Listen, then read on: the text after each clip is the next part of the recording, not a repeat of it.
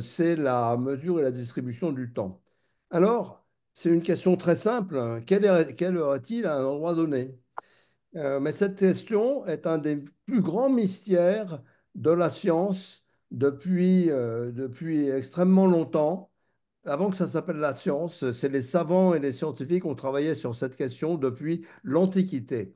Et je voudrais raconter cette histoire dont je parle dans un livre qui va sortir le 5 février, qui s'appelle Le temps vu autrement, qui est un mélange de science, de linguistique, de pataphysique, etc. Et il sort chez Odile Jacob. Euh, je vais vous parler un peu de cette histoire pour montrer que ce sujet a toujours été extrêmement compliqué et demander des solutions partielles, partiales, et qui a toujours eu des problèmes avec. Alors, ce que je vais vous montrer, c'est vraiment ça. D'abord, un survol de la mesure du temps à travers les âges, y compris maintenant. La distribution du temps, vous allez voir que c'est très, très spécial. Le rôle de l'informatique là-dedans, qui est quand même assez récent, comme l'informatique. Les dangers actuels liés au temps qui sont considérables. Et la solution française de SCPTAM qui sera donnée par Gérard Timonier, par Jacques Timonier. Alors, pourquoi est-ce qu'on mesure le temps? D'abord, il faut avoir des raisons. Les raisons modernes n'existaient pas il y a pas longtemps. Au XVIIe siècle, bon, c'était la religion et la guerre, les prières, et puis savoir quand on pouvait commencer à se battre et quand est-ce qu'il fallait arrêter, par exemple. Mais ça, j'en parlerai pas. Le grand problème, qui a été un des plus grands problèmes scientifiques de toute l'histoire, c'est savoir où on est dans un bateau. Donc ça, c'est ce qu'on appelle le problème de la longitude. C'est un problème de temps. Pourquoi? Parce qu'il faut viser le Soleil et avec une précision, avec une montre qui est précise en secondes ou à la limite en minutes. Et on va voir ça à peu près parce que on n'imagine pas l'histoire du temps est aussi dure que possible sur le plan scientifique. Même Galilée savait que c'était le problème le plus dur. Au 19e siècle, les trains, et qui ont introduit des tas de changements dans tous les sens, pour des tas de raisons qu'on va voir. 20e siècle, le temps a régi l'organisation sociale, en particulier avec les pendules dans les entreprises, hein, dans les usines. Mais après, le temps est devenu un truc majeur dans toute la société. Et au 21e siècle, c'est absolument partout, dans les sciences, les armées, la finance, Internet, data centers, usines. On ne peut pas faire d'informatique sans le temps, bien que l'informatique ignore le temps en général. Et puis, je montrerai que la méthode actuelle, la plus répandue, c'est-à-dire les satellites comme GPS, GLIO, etc., domine la distribution du temps, mais n'offre pas du tout la sécurité qui est nécessaire, ce qui pose de très gros problèmes. Et je pense qu'il faut connaître l'histoire. Alors, d'abord, qu'est-ce que c'est? Qu'est-ce que c'est mesurer l'heure? Eh bien, ça a été défini seulement assez récemment. Parce que l'heure, eh ben, au début, avec le soleil, vous avez un très joli cadran soleil à solaire à Saint-Rémy-de-Provence. Et là, qu'est-ce que c'est que cette heure-là? Ben, c'est là où le soleil est, quand on le voit, à Saint-Rémy-de-Provence, on le voit souvent, quand on le voit dans le ciel. Et ça fait typiquement des heures irrégulières. On avait 12 heures le jour, 12 heures la nuit. On n'est pas habitué à ça, nous, hein. On a un peu oublié. Ça, c'était parce que le soleil n'est pas à la même hauteur l'hiver, l'été, etc. Il y avait une autre méthode. Ah oui, non, mais il y a quand même des cadrans solaires remarquables, comme celui de Jaipur qui a été fait en 1730, dont le Gnobon, c'est la grande pente là qu'on voit, il y a 27 mètres de haut, et les graduations qui sont sur l'immense art de cercle qu'il y a à côté, là derrière nous. Ça, c'est moi et ma femme devant qu'on a vu déjà 2 fois.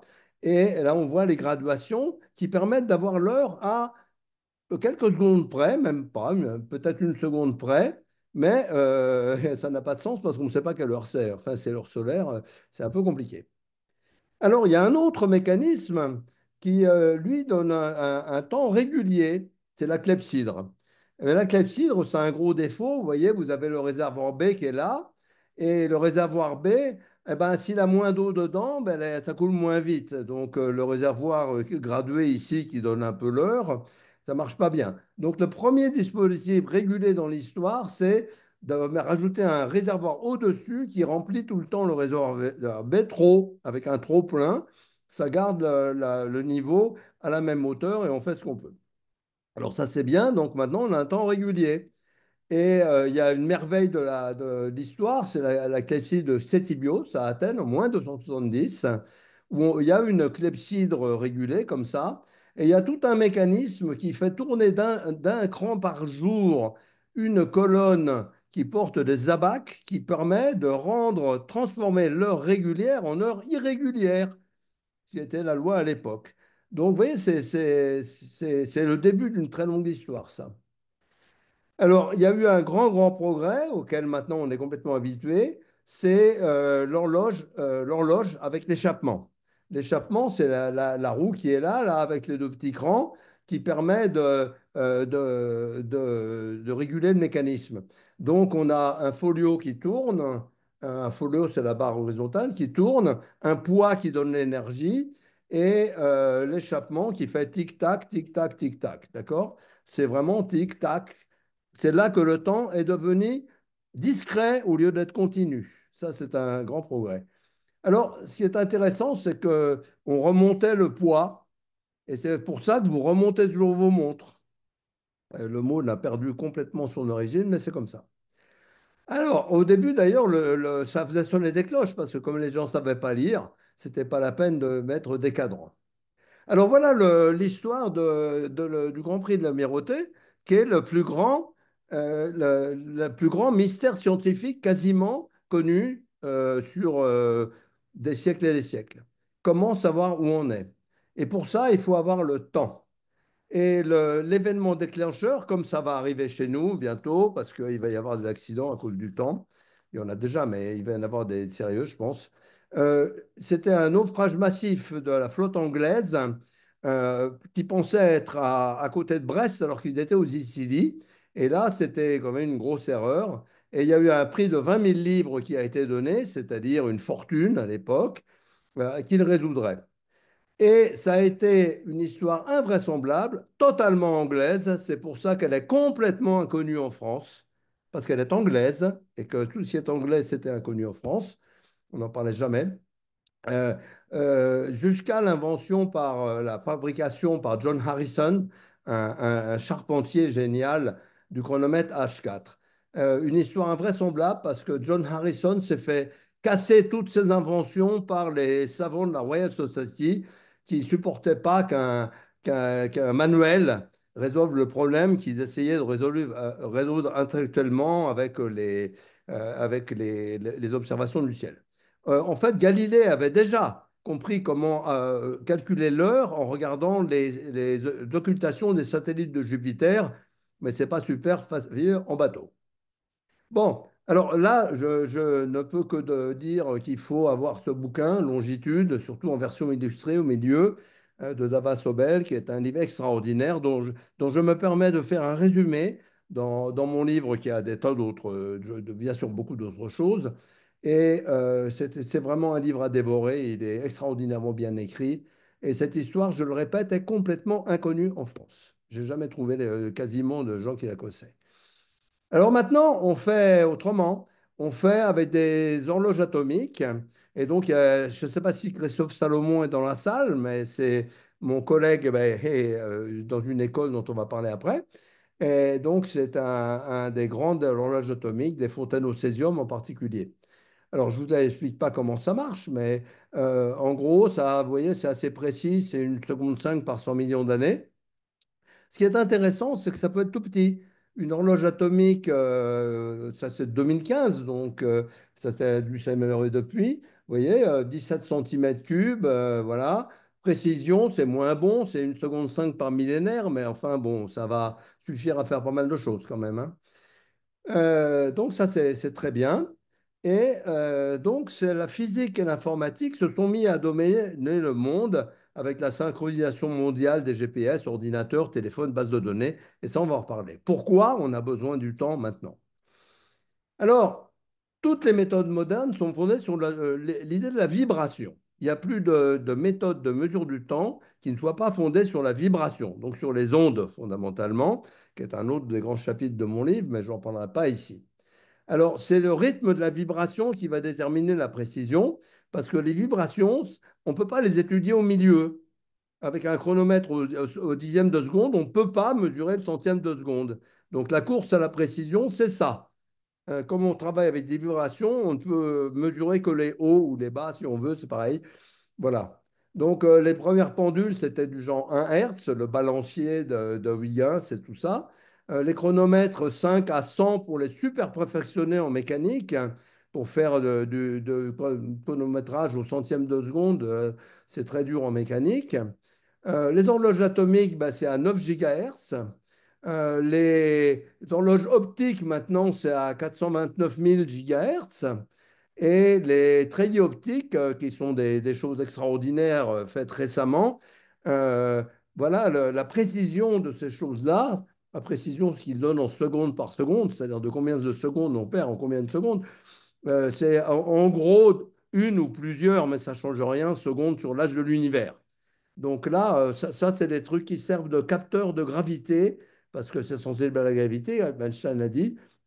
Et maintenant, on peut observer on peut montrer la relativité générale, pas la quantifier. En soulevant deux horloges identiques, on en soulève une d'un millimètre, hein, et ça suffit. Donc le problème de l'heure n'est plus dans les sources de temps. Ah, il faut savoir lesquelles c'est, mais on sait faire les sources de temps. Alors, de quelle heure est-ce qu'on parle? Ah, ça, c'est un énorme problème. Il y a eu des heures inégales, les heures égales, etc. C'est le train qui a fait résoudre ce problème. Et on parle longtemps comme c'est les Anglais qui ont tout fait, on parle longtemps de Greenwich Mean Time, GMT. Les gens croient encore que c'est GMT, mais non, c'est plus, hein. Euh, C'était partout dans le monde, mais en France, ça existait, mais ça ne s'appelait pas comme ça. On va le voir parce qu'on n'appelle pas, on ne donne pas un nom anglais en France, hein. Alors, en 89, le temps a été coupé en deux. Le TAI, qui est le temps atomique international, qui est au BIPM, donc au Bureau international des poids et mesures, donc en France, et qui est calculé à partir d'horloges atomiques réparties. Il y en a plein dans le sous-sol de l'observatoire, il y en a dans le monde, etc. Et il y a un organisme qui s'appelle CIRT qui est chargé de la maîtrise du temps. Alors, le TAI, c'est un temps atomique, donc c'est un temps qui ne dépend pas des astres. Et par contre, il y a le temps UTC qui a remplacé GMT, qui lui est fondé sur la rotation de la Terre. Et bon, alors c'est un peu compliqué parce qu'il est défini en fonction du TAI. Et à l'heure actuelle, UTC, c'est TAI plus 37 secondes. Mais l'idée, c'est que UTC ne doit jamais différer de TAI plus un entier à 0,9 près. Il faut que ça soit tout près, à moins d'un dixième de seconde de TAI. Et donc, il y a des gens qui se grattent la tête toutes les quelques années, même tous les ans, pour savoir s'il faut ajouter une seconde ajouter une seconde ou supprimer une seconde. Sachant que ajouter une seconde en informatique, c'est désastreux, parce qu'il y a deux moments qui ont exactement la même date. Et ça, parlez-en à la City, par exemple, à Londres, vous allez voir si ils sont contents. Donc, on fait ça à des moments bien précis. Pardon, j'ai touché à trop de choses là, voilà. Alors, le temps légal français, donc, le temps légal en métropole, c'est UTC plus 1, UTC plus 2, hiver-été. Bien, donc on sait de quelle heure on parle. Comment est-ce qu'on la mesure, comment est-ce qu'on la connaît, etc. C'est assez bien résolu. Mais on la connaît en un endroit avec une horloge. Et le problème, c'est que si on a deux horloges, vous savez ça très bien, il faut synchroniser les deux horloges. Dans les films policiers, le chef de la bande disait à ses sbires, synchronisons nos montres. Ça, c'était un classique. Alors, comment est-ce qu'on synchronise? Eh ben, avec un protocole connu des physiciens depuis très longtemps, qui est un peu informatisé maintenant, mais ça reste de la physique, ça.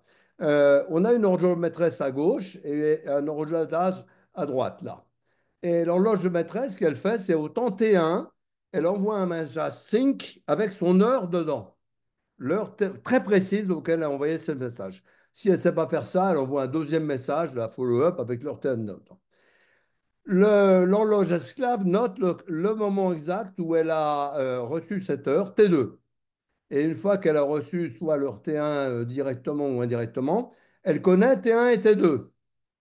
Ensuite, l'horloge, la deuxième, donc, l'horloge qu'on essaie de mettre au point, elle a une date T3, elle envoie un message à l'horloge maîtresse qui enregistre ton T4, qui ensuite communique le temps T4 à l'horloge esclave.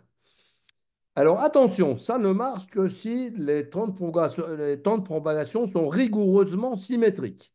C'est-à-dire qu'un message de l'une à l'autre ou de l'autre à l'une, ça prend exactement le même temps. Ce qui n'est pas le cas, par exemple, sur les fibres optiques, hein, mais pas du tout sur Internet, hein. Donc, voilà, une fois qu'on connaît tout ça, eh ben, on calcule un décalage par une formule de CP à peu près, et ça nous donne le résultat. Donc, ça permet de recaler des horloges avec une très grande précision.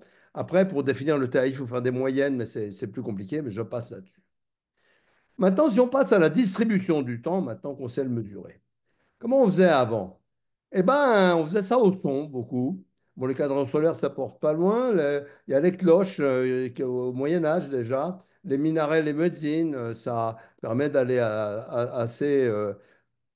bon, après, il y a eu les pendules, mais comme les gens ne savaient pas lire, il fallait des pendules qui sonnent toutes les demi-heures, un truc comme ça. La célèbre expression midi pétant. Eh ben, c'est simplement un canon dans les jardins du Palais Royal qui pétait à midi, allumé à la main avec une loupe et tout ça. Une histoire extraordinaire pour montrer la complexité du sujet à l'époque.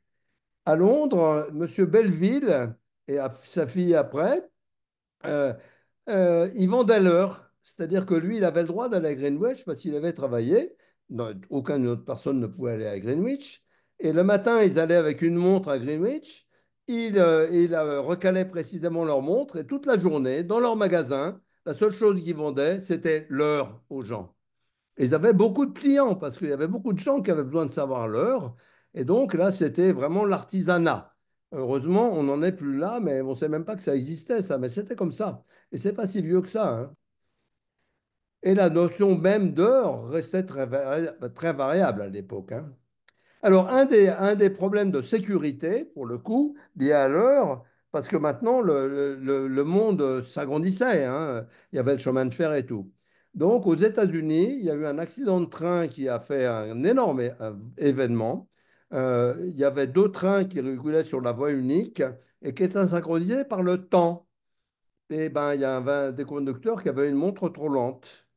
Mais ça, c'est toujours pareil, hein. Quand on synchronise les choses par le temps, bah, ça veut dire qu'il ne faut pas avoir une panne dans le temps d'un côté. Et si on se fait brouiller son temps, par exemple, même à l'ère moderne, eh ben, on est mal. Donc là, c'était 14 mortes. Et ça a lancé non pas la mesure du temps très précise, parce qu'on n'avait pas les moyens de faire ça, mais la signalisation ferroviaire, qui était un moyen de contourner le problème. À l'heure actuelle, les deux existent. Alors, les horaires de train ont demandé l'unification du temps un peu partout.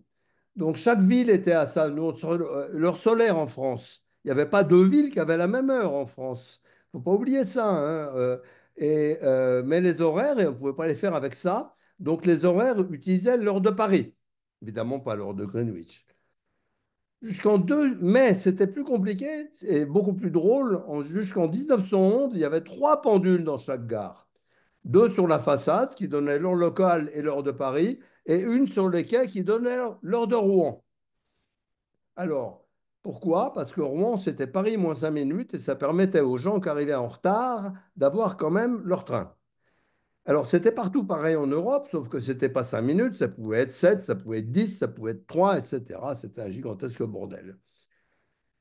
Les horaires étaient à l'heure de Paris, mais les trains circulaient à l'heure de Rouen. Bon, on a oublié ça, c'est pas mal, et je trouve ça très joli. Alors, ce qui a changé, c'est la mise en place du temps mondial. Et il faut se rappeler que c'est pas vieux du tout, hein. En 84, première proposition jugée un peu iconoclaste à l'époque, de proposition de fuseau horaire, de découper le monde en tranches. 1891, c'est l'heure de Paris devient légale. C'est la première fois qu'il y avait une heure légale. C'était la première fois, c'est pas vieux, 1891. 1911. La France décide, parce qu'il fallait être compatible avec le reste du monde, l'Allemagne par exemple, décide de passer au méridien de Greenwich, mais refuse de l'appeler comme ça. Il s'appelle heure de Paris moins 9 minutes 20 secondes, ce qui est quand même totalement dément. Ça a duré jusqu'en 1923. Donc vous voyez, ce n'est pas un nouveau problème. Tous les problèmes dont on parle en ce moment sont fort anciens. Et puis après, il y a eu les fuseaux horaires qui sont extrêmement bizarres, parce que par exemple, la Chine a la même heure de l'Est à l'Ouest, alors qu'elle est gigantesque, etc. Alors, comment est-ce qu'on distribuait l'heure avant? Eh bien, c'était une grande aventure. En 1879, la distribution à Paris de l'heure, l'heure était visible à Paris dans de très très nombreuses pendules partout, dans les établissements publics, les commerçants et tout. Et c'était fait pneumatiquement. Prof, on envoyait un top toutes les minutes. Pourquoi? Parce qu'on ne savait pas distribuer l'électricité. Alors, très bien, sauf que il y a eu un gros problème. Le 1910, toutes les pendules de Paris se sont arrêtées simultanément à 22h53 à cause de la grande crue de la Seine qui a noyé la machine à vapeur du compresseur de l'île Sauguin. J'ai gardé toutes les phrases écrites, c'est pas de l'abrégé pour les gens qui liront ces slides plus tard, hein. Ensuite, ça a été reconstruit. Et vous ne le savez peut-être pas, mais ça distribuait l'heure dans tout Paris et toute la banlieue, avec 900 kilomètres de tuyaux, jusqu'en 1994. Vous voyez que c'est une histoire incroyable, l'heure.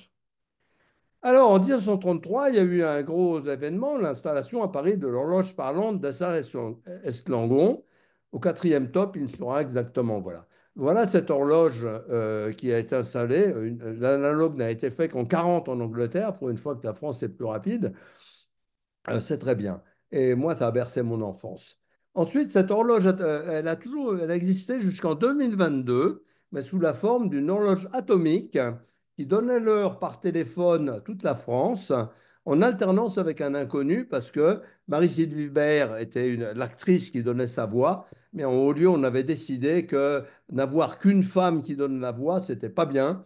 Et donc, ils ont remis un homme dont le nom n'est pas connu. Il y a encore des progrès à faire de toute façon. Alors, il y a une autre chose qui existe toujours et qui, elle, est restée. C'est l'émetteur d'Alois. Alors, Mainflingen en Allemagne, il y a le même type de choses. Avec des technologies différentes, c'est pas grave.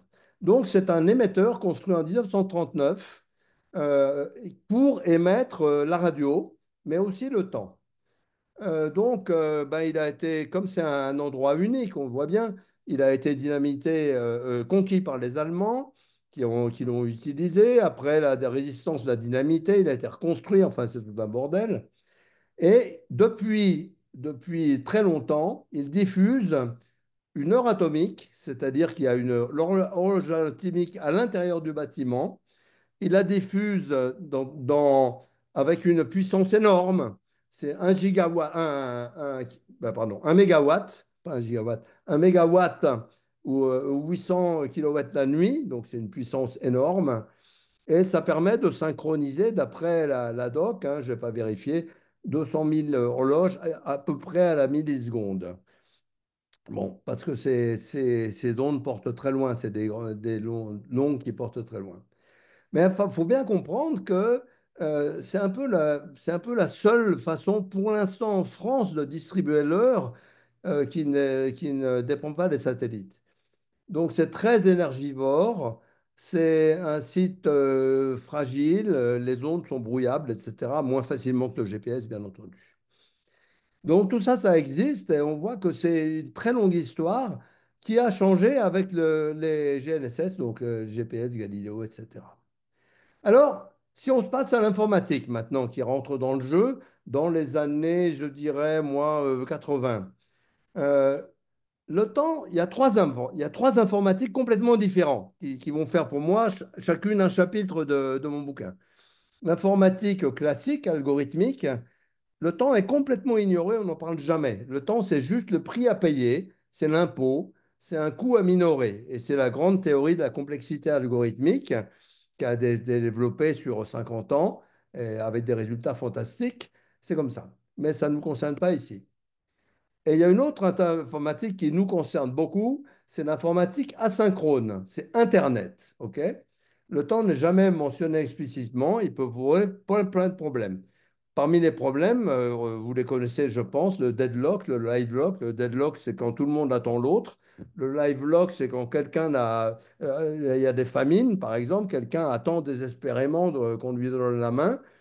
Et c'est la théorie des théories asynchrones qui est une théorie qui n'a rien à voir avec la complexité algorithmique d'ailleurs, et qui est une théorie vraiment difficile. Et il n'y a pas beaucoup de gens qui sont capables de faire ça. On en a en France. On a élu Anne-Marie Kermarek à l'Académie des sciences tout récemment. Et il y a quelques personnes qui contribuent vraiment, mais maintenant, c'est fondamental pour le cloud computing et l'Internet moderne. Et puis l'informatique parallèle synchrone, là c'est l'inverse, on parle du temps. Et ça, c'est dans les réseaux synchrones. On s'est pas vu qu'on ne pouvait pas être asynchrone dans une voiture. Donc, réseaux comme TTP et FlexRay sont dans les voitures maintenant. Ce sont des réseaux à temps déterministe. Des langages de programmation SRL, le mien, donc Lustre de Grenoble, Skate 6. Alors, Skate 6, c'est un produit français qui est devenu leader mondial de très loin dans toute l'informatique, pardon, l'avionique, les trains, les systèmes, tous les jeux numériques, c'est un très gros succès. Ben, SRL Technologies, qu'il a développé, et dont j'étais directeur scientifique, a été racheté par Ansys. Et Ansys est en train d'être racheté par Synopsys pour 35 milliards de dollars. Et on voit qu'on a encore raté le coche en Europe. Bon, il y a d'autres choses, mais je ne vais pas tellement parler de ça, un petit peu, mais pas beaucoup. Donc la question du temps est centrale, mais complètement différente pour le cas asynchrone et le cas synchrone. Complètement différent. Dans le cas asynchrone, on est plutôt dans un cadre local, il faut tenir très précisément du temps. Dans le cas asynchrone, il faut reconstituer le temps à partir de choses qui ne le connaissent pas. Alors, ben, pour montrer que c'est important, quelques petits bugs. Ben voilà, en 91, ça c'est pour le synchrone. En 91, 28 morts, 98 blessés, un Scud qui tombe sur une caserne, dû au fait que les patriotes ne comprenaient pas la gestion du temps. Là, on n'est pas en distribution, on est en centralisé. Bah oui, les patriotes, ça marchait en temps calculé en décimales, avec des arrondis débiles, enfin bon. En 96, Ariane, le premier vol d'Ariane explose dû à une perte du temps dans les gyrolasers. Le bug est très bien analysé dans mon premier bouquin, euh, euh, L'hyperpuissance de l'informatique. Je ne dirai pas plus. En 2007, ça c'est remarquable, 12 chasseurs américains vont de Hawaï à Okinawa et à la ligne de changement de date, tous leurs ordinateurs se plantent et ne redémarrent pas. Il faisait beau, ils ont pu rentrer en se battant à coups d'aile pour savoir qui irait au ravitailleur, etc. Ils n'étaient pas tellement fiers. En 2008, tous les lecteurs MP3 Zune tout neufs à Noël, là, paf, 3112, vident leur pile à minuit en bouclant sur deux tests. Ben voilà, c'est simplement le temps qui était mal géré. Ben oui, on ne s'occupe pas de ça, le temps, c'est pas très important, hein, c'est facile à faire. Et en 2010, elle est très bonne, celle-là, je l'adore. C'est les iPhones passent à l'heure d'hiver, mais changent aussi leur réveil. Donc le nombre de gens qui ont raté des avions, des trains et tout, Apple en a pris plein la gueule, je dois dire. Bon, alors, revenons à la synchrone, à la distribution à grande échelle, parce que le synchrone, c'est plus petit, c'est plus facile. Même si Internet ne connaît pas le temps, ses utilisateurs le connaissent et veulent le connaître. Ah, ça, c'est un gros problème. Alors, comment est-ce qu'on fait? Ben, il faut avoir des protocoles qui mettent à l'heure les ordinateurs en continu et surtout sans jamais de retour arrière. On ne peut pas faire revenir un ordinateur en arrière dans le temps, sinon il y a beaucoup de systèmes internes qui sont complètement perturbés. Donc, il ne faut pas faire ça. Essayez pas vous-même, hein. Ça perturbe beaucoup de choses. Le cloud computing, eh ben, vous avez, bah oui, là par exemple, il y a des bases de données réparties, répliquées. Réparties, ça veut dire que la même information va être un peu partout. avec horodatage très précis des données et des réponses. Ben oui, par exemple pour les contrats financiers, pour beaucoup de choses. Il y en a une qui est remarquable qui s'appelle Spanner de Google. Alors là, c'est vraiment des fibres spécialisées avec du temps et des PTPT, des protocoles PTP qui vont servir à faire ça. Donc, ce n'est pas vraiment de la synchrone. Mais par exemple, quand vous travaillez sur plein de machines et que vous avez, pour accélérer les compilations, vous faites make multi-machine hein, pour les informaticiens, ben, vous avez absolument intérêt à ce que les machines soient cohérentes au niveau du temps, sinon vos programmes ils sont toujours faux, ça ne marchera jamais. Pareil, pour les grands calculs numériques, la notion de partage du temps est absolument centrale. Donc, il n'y a pas que la localisation, il n'y a pas que le temps local, il y a énormément d'applications dont on ne soupçonne pas qu'elles sont très sensibles au temps. Alors, comment est-ce qu'on fait? On a dit PTP. Bon, PTP, on descend à des picosecondes, hein. Mais NTP, donc c'est la chose, le programme, l'application pour ça, qui est presque inconnu de la plupart des gens, mais peut-être pas des informaticiens de la salle, je pense, qui permet de faire une synchronisation sur Internet. Ça dépend. Ben, ça dépend de son lien, hein. Avec les fibres, ça marche mieux qu'avec la DSL ou alors avec les modems d'avant. Donc, on arrive à faire une synchronisation correcte, mais c'est quand même en millisecondes, donc il y a des choses qu'on ne peut pas faire avec. Et la base, hein, ben, on a des GPS, des algorithmiques, les fibres Internet. Tout ça, c'est des serveurs de temps. Mais dans NTP, vous ne savez pas d'où vient votre temps. Vous ne savez pas. Donc NTT est facile, enfin, c'est pas facile, mais NTT n'est pas sécurisé. Quand vous recevez un message temporel, eh ben, vous ne savez pas d'où il vient. Bon, donc ce qu'il faut, ce n'est pas des algorithmes, hein, c'est des algorithmes, désolé. Le temps n'est jamais décroissant, la charge en CPU et tout est faible. Elle est simple à administrer. D'ailleurs, en gros, ceux qui ont des ordinateurs ou des téléphones ne savent même pas qu'il y a une TP dessus. Ils ne savent pas non plus que leur téléphone, c'est juste de la technologie Internet et que la téléphonie, il y a longtemps que ça a disparu. Sécurité informatique et gestion du temps, ben, c'est essentiel. Il y a eu beaucoup de travail fait assez tôt là-dessus, mais ils n'avaient pas du tout les mêmes types d'attaques que maintenant. Et donc, ça, c'est pas très fort. Mais il n'empêche, NTP, c'est un incroyable travail mondial coopératif, c'est du logiciel libre, mais ça reste insuffisant. Donc, source non identifiée, transmission de l'heure en clair, etc. Pas de traçabilité de tout le système, etc. On en reparlera tout à l'heure. Donc, on parle du GPS, mais il y a NTP qui est au moins aussi important en pratique, hein. La 5G. Donc, la 5G, c'est la première fois qu'on s'occupe vraiment du temps en téléphonie. Donc, pourquoi on a besoin de s'occuper du temps avec des PTP, donc des protocoles très précis, parce que la 5G, c'est MIMO, c'est Multiple Input, Multiple Output. Vous parlez à plusieurs antennes et les messages sont générés par plusieurs antennes, par petits bouts, etc. Donc ça demande des précisions temporelles vraiment, vraiment sérieuses. Alors, le problème, c'est encore une fois, on vous dit, la 5G, par exemple, vous avez un temps très précis, mais on ne connaît pas les sources.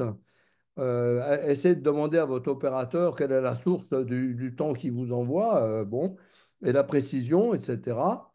Donc, on a fait un rapport avec François Baccelli, qui est peut-être en ligne, sur les télécommunications modernes, dont la 5G, où on entendait les gens nous dire, les gens de télécom nous disaient, le temps est garanti à la milliseconde.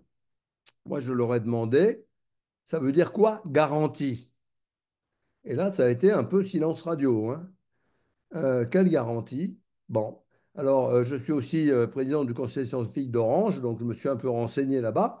Et les praticiens disent plutôt que bah, c'est plutôt, on peut vraiment avoir confiance dans 15-20 millisecondes, mais le reste, on n'a pas les données pour savoir si c'est vrai ou pas, etc. Mais 15-20 millisecondes ou une milliseconde, c'est pas pareil. 20 millisecondes, c'est un peu la limite pour faire de la musique. Par exemple, pour faire de la musique sur réseau, hein. La 6G promet une meilleure précision. Par exemple, il y a des grands plans pour dire on va supprimer les feux rouges avec des machins qui vont se communiquer avec un temps hyper précis et tout. Mais enfin, moi, j'y crois très moyennement parce qu'on nous dit depuis le début que la 5G va bouleverser les objets connectés et tout. Bah, je trouve ça encore un peu modéré.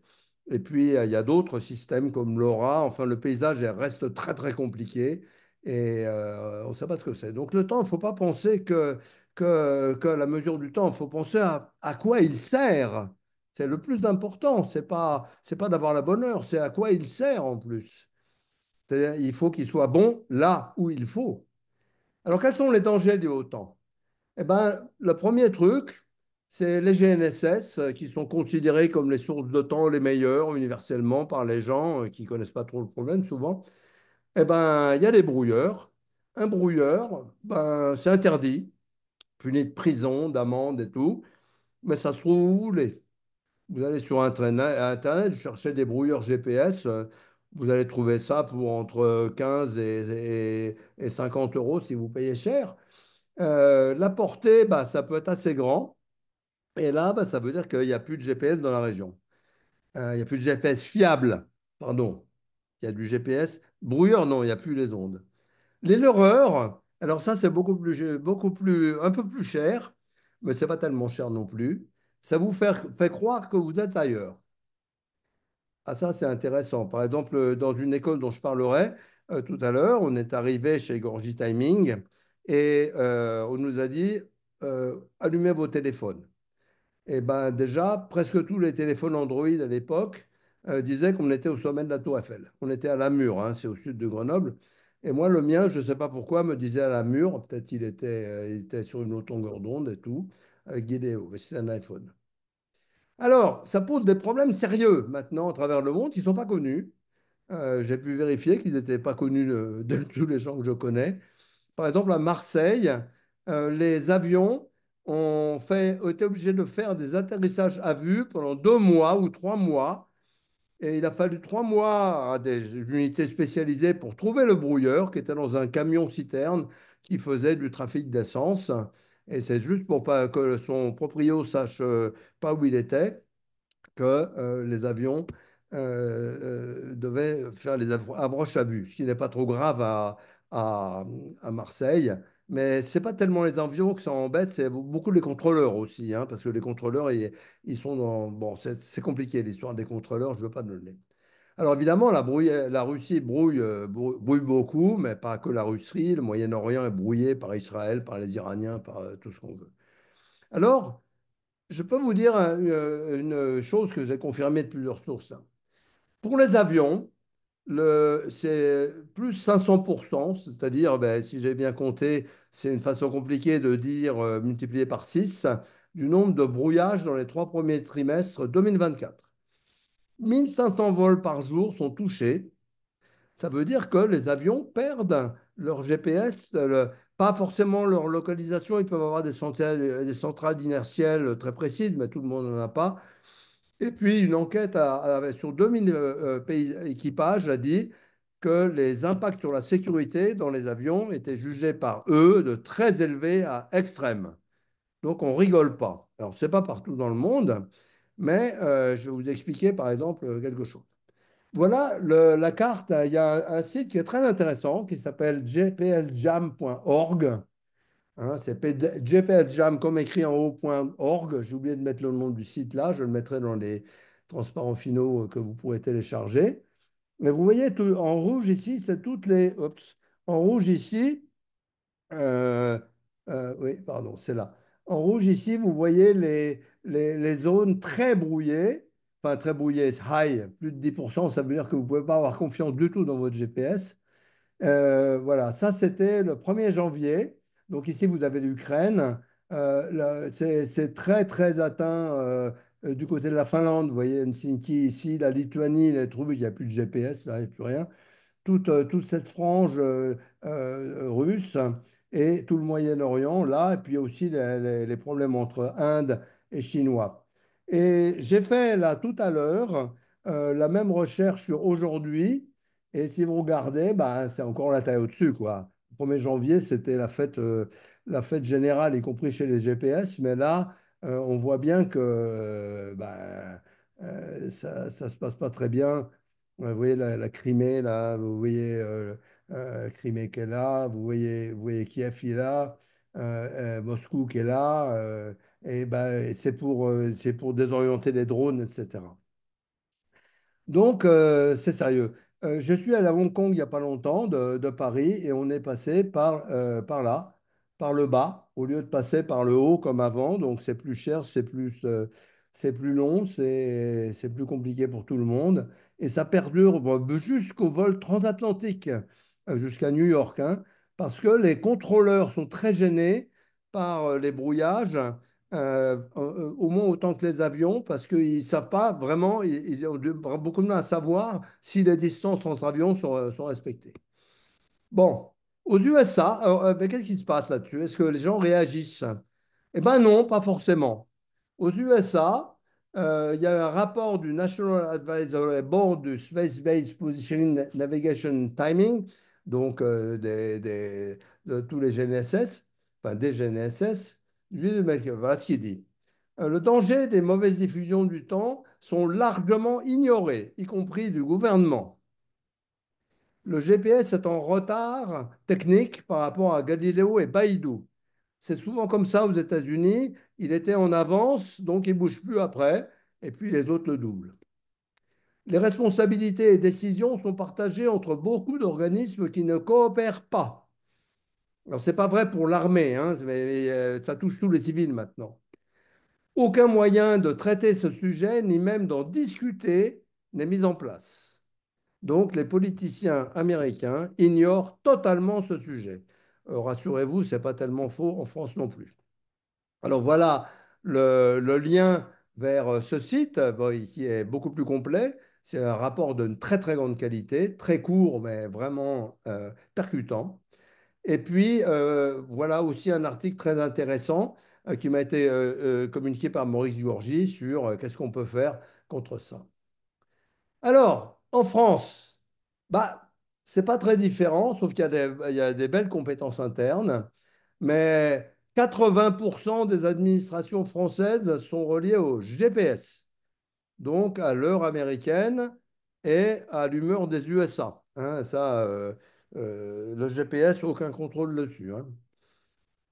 Mais il y a des entreprises compétentes, Gorgie Timing, Baudet, qu'il était déjà avant, mais maintenant le Gorgie Time est la nouvelle partie Gorgie Timing de Baudet, mais comme M. Baudet est là, il va pouvoir confirmer.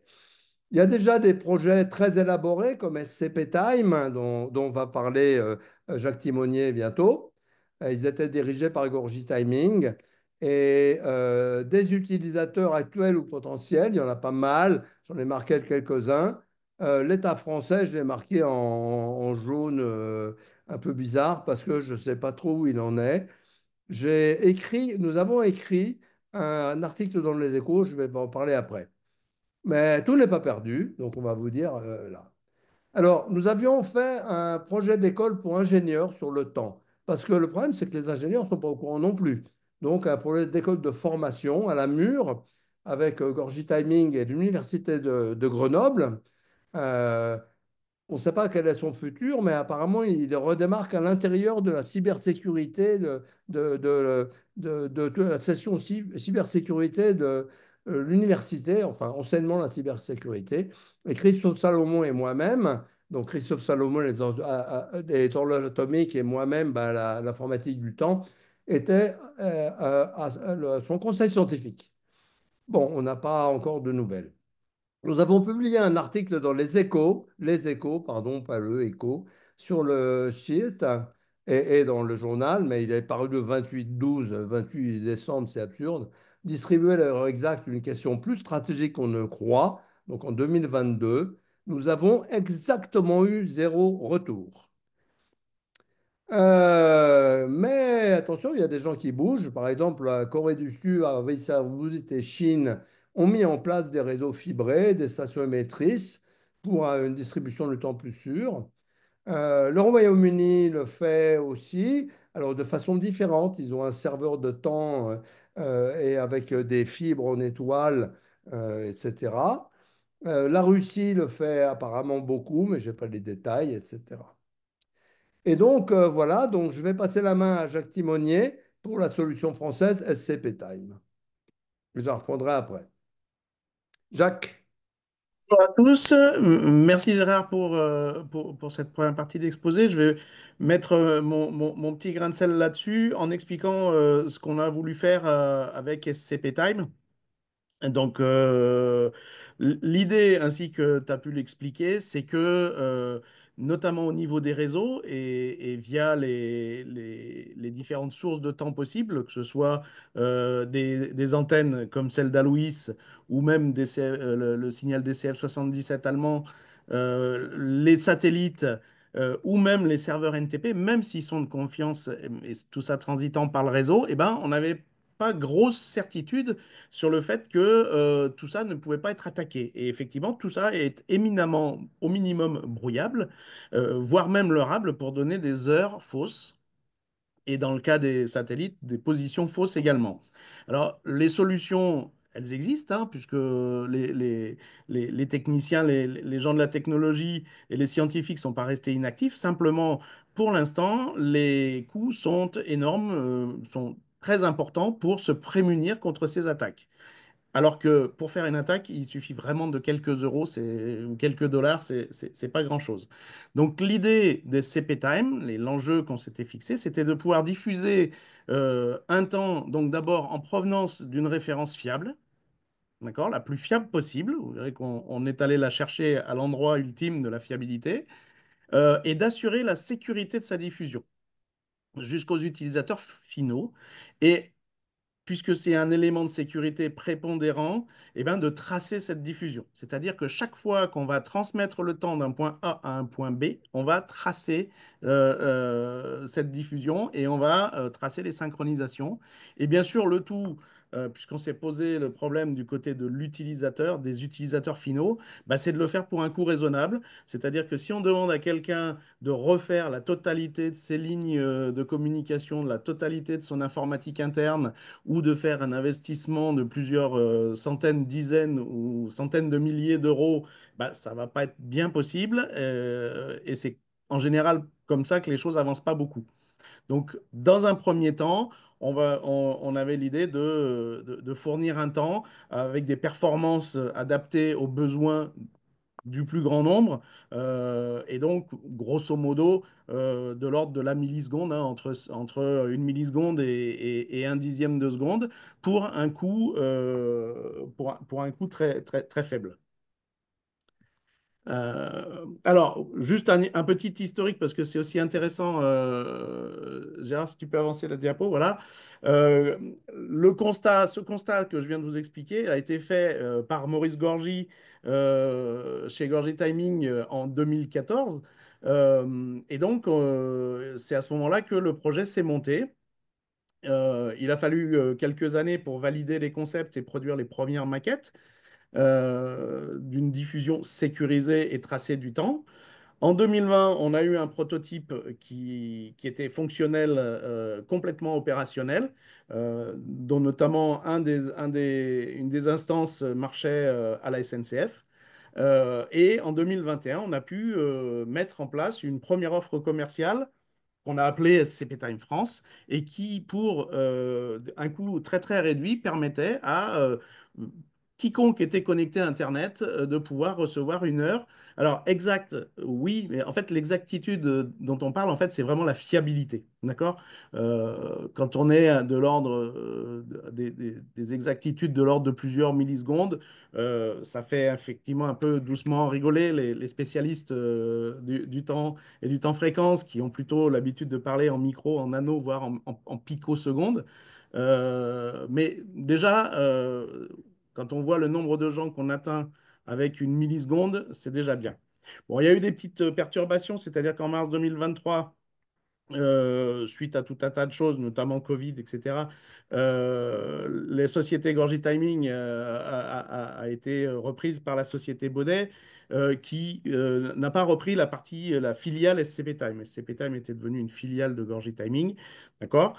Et la société Easy IC, en juillet 2023, a repris les activités parce que tout était à l'arrêt. Et 2 ou 3 mois plus tard, on a remis le service opérationnel. Et donc, on a continué le travail pour atterrir en septembre dernier à un petit boîtier qu'on peut mettre chez les clients, qui les embête absolument pas, qui les oblige pas à refaire leur réseau, et qui est signé, pour le coup, nouvelle génération Easy IC. Alors, comment ça marche? Ben, c'est simple. Sur le schéma, vous le voyez. Dans les faits, c'est un peu plus compliqué, mais on prend d'abord une source fiable.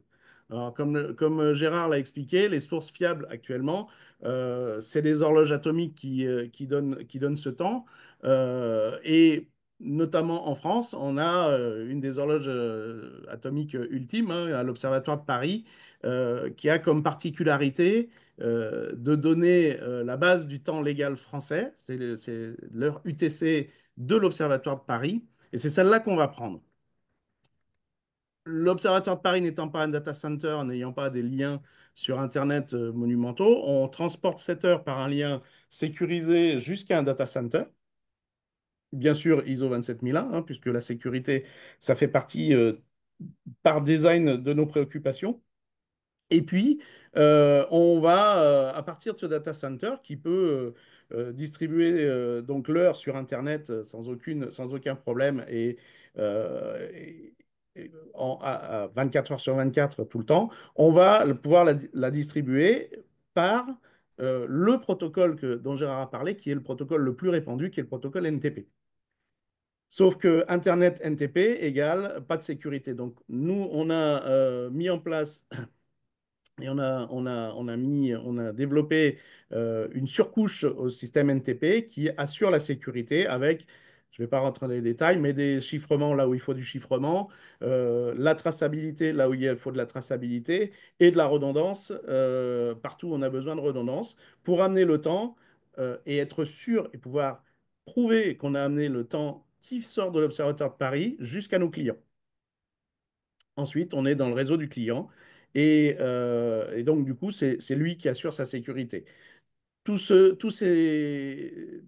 matériels, tous ces logiciels communiquent avec une centrale de supervision qui permet de savoir à tout moment où on en est de tous les équipements de notre système. Voilà, donc alors pour juste résumer, on a mis en place un certain nombre de technologies clés et puis on a utilisé des technologies qui servaient. Alors c'est toujours pareil, chez SCP Time, on n'est pas des spécialistes de la synchronisation en nous-mêmes, hein. On utilise les techniques et les technologies de synchronisation qui existent et puis on vient poser la couche de sécurité dessus pour pouvoir continuer à amener la même chose qu'avant aux utilisateurs finaux, mais avec la sécurité. Donc le protocole de temps sécurisé qui est basé sur NTPv4, on l'a fait valider par le CEA, le labo de l'ULETI. On utilise bien sûr des systèmes de gestion de bases de données avec des modules qui intègrent tout un tas de fonctionnalités spéciales qu'on appelle les modules time series, de façon à avoir la restitution de ce qu'on enregistre et puis de pouvoir faire des analyses, sachant que si on pousse au bout le raisonnement qu'on veut faire, si on met le mot magique dessus d'intelligence artificielle, eh ben, les analyses qu'on pourra faire sur les données qu'on récupère, pour tout vous dire, comme ça, avec une simple quelques équipements, on enregistre plusieurs dizaines de millions de messages par mois sur nos systèmes. Bah, l'analyse pourra nous permettre de faire éventuellement des prédictions sur des événements qui peuvent arriver. Tout ce qui n'est pas le temps, là on en revient à l'informatique asynchrone dont Gérard parlait. On utilise les fonctionnalités et les technologies de sécurité à l'état de l'art qui existent sur Internet pour tout ce qui est des flux qui sont pas des flux temps. Ça nous permet d'évoluer avec l'art de la sécurité qui existe sur les réseaux. Puis bien sûr, on utilise aussi toutes les technologies qui nous permettent, alors là c'est plus pour de la redondance, pour assurer du 24/7, de virtualisation des conteneurs, pour donc des développements de génie logiciel, et puis bien sûr des API, parce que le but du jeu c'est aussi de parler avec l'extérieur. Ok. Merci Jacques. Il reste un truc. Donc voilà. Ah non, Donc, non, que pardon, je- vas-y, continue, ce que je vas-y. voulais dire, ce que je voulais dire encore, c'est qu'on n'a pas terminé le travail, puisque bien sûr, on en est qu'au premier pas et au protocole le plus simple. Donc, on a commencé les travaux sur la partie transfert sécurisé d'un signal d'horloge où là, on reparle d'une fréquence et non plus du temps, d'accord? Sécuriser une fréquence, c'est pas facile, mais on a commencé à travailler dessus avec des objectifs d'exactitude bien plus importants que ce qu'on fait actuellement. Les protocoles de type PTP et PTP White Rabbit aussi, il y a possibilité de les sécuriser sans perdre la précision et l'exactitude qu'on fait. Et puis, une fois qu'on aura bien standardisé tout ça, on pourra prévoir une intégration native dans des circuits intégrés ou dans des puces, de façon à ce que n'importe quel objet connecté puisse bénéficier des services du temps sécurisé. Et puis, on s'occupe aussi, on travaille aussi avec le CESUG et l'Université de Grenoble de voir ce qu'on pourrait faire pour sécuriser les transferts de temps entre l'espace et le sol. Voilà. Donc, le travail n'est pas terminé. Il y a du travail encore. Juste pour une petite digression par rapport au GPS. Le GPS, il a tout un tas de choses intéressantes, notamment cette fameuse précision, entre guillemets. On peut imaginer de coupler, on va dire, un signal GPS avec un signal SCP Time pour le cadrer, pour détecter des éventuels lorages, pour voir, imaginer ce qui pourrait ne pas aller, et puis pour aussi pallier les petits problèmes du GPS en lui-même, qui est que petit 1, effectivement, l'heure n'est pas souveraine. Ça, on espère que Galileo va nous régler ce problème de façon définitive bientôt.